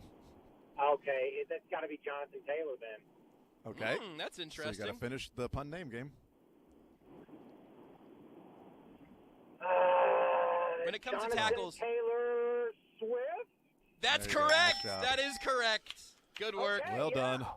There you go. Nice job. If you would not have gotten that one right, your 4 kids would not have been happy with you. But So- you really earned the gift card today. This Guys, was an all-timer. My kids, and especially my wife, they know I'm a winner. All right. And you got $25 to Johnny's Tavern. That'll hopefully make a dent in that bill with the 6 of you when you go out to Johnny's Tavern. Christopher, thank you for playing, man. I appreciate it. Good stuff, Christopher. Thank you, gentlemen. Have a great weekend. Absolutely, you too.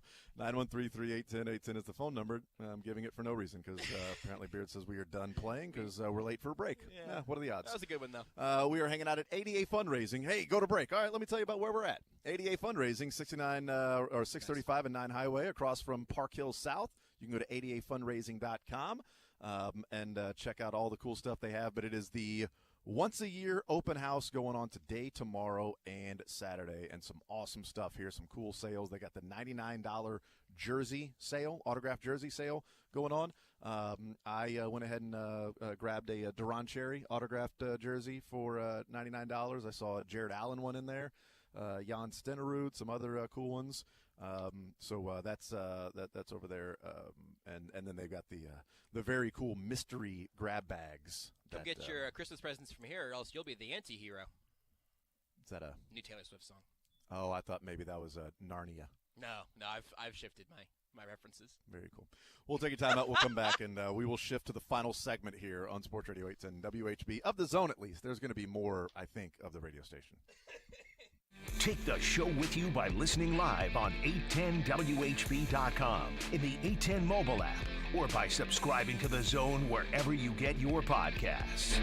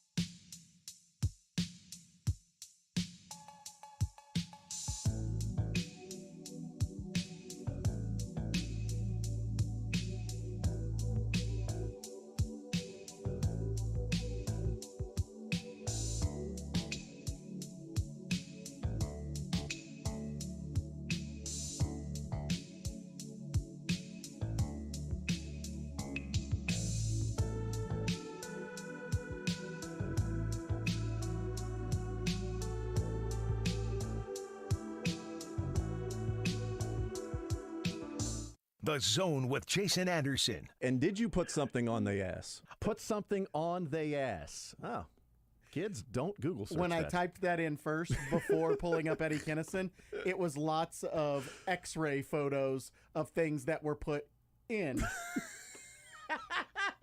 On Sports Radio 810.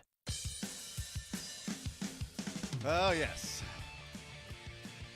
That all came from the conversation that we had with Eddie Kinnison COVID times when it was Where Are They Now, when the sports world was shut down for 3.5 months.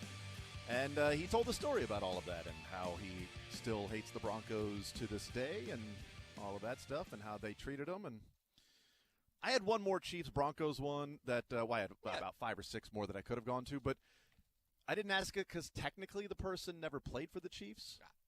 You know, that was the one. Is that the one I pointed out early? Yeah. I just like that whole story. That one's also weird. Yeah. But you could keep It's that a one fun on tap storyline. tap for next week if we want. Chiefs and Broncos. You know what? Actually, don't delete any of those because they That's play right. again in like an hour and a half. I think, we'll actually use it next week and the week after that when they get ready for the 3 weeks in a row, the 3-week series, the 3-game series the Chiefs and Broncos have over the next 3 games. We are hanging out at ADA Fundraising, 635 and 9 Highway across from Park Hill South.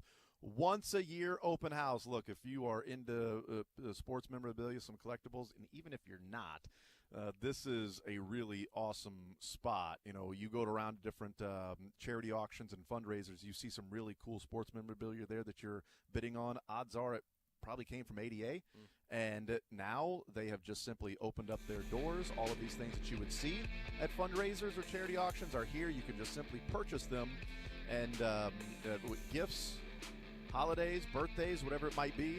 They've got $99 jersey sales going on, hundreds of signed helmets and mini helmets and baseballs and Bobby Witt Jr. bat and Kelsey and Mahomes and Buck O'Neal autographed baseballs that we saw over there. So, and new this year, the mystery grab bag, which is pretty cool. Coming up Saturday, do want to remind you that Vinny Pasquantino and Michael Massey will be here Saturday, that you can come up and meet them and get an autograph from Vinny P.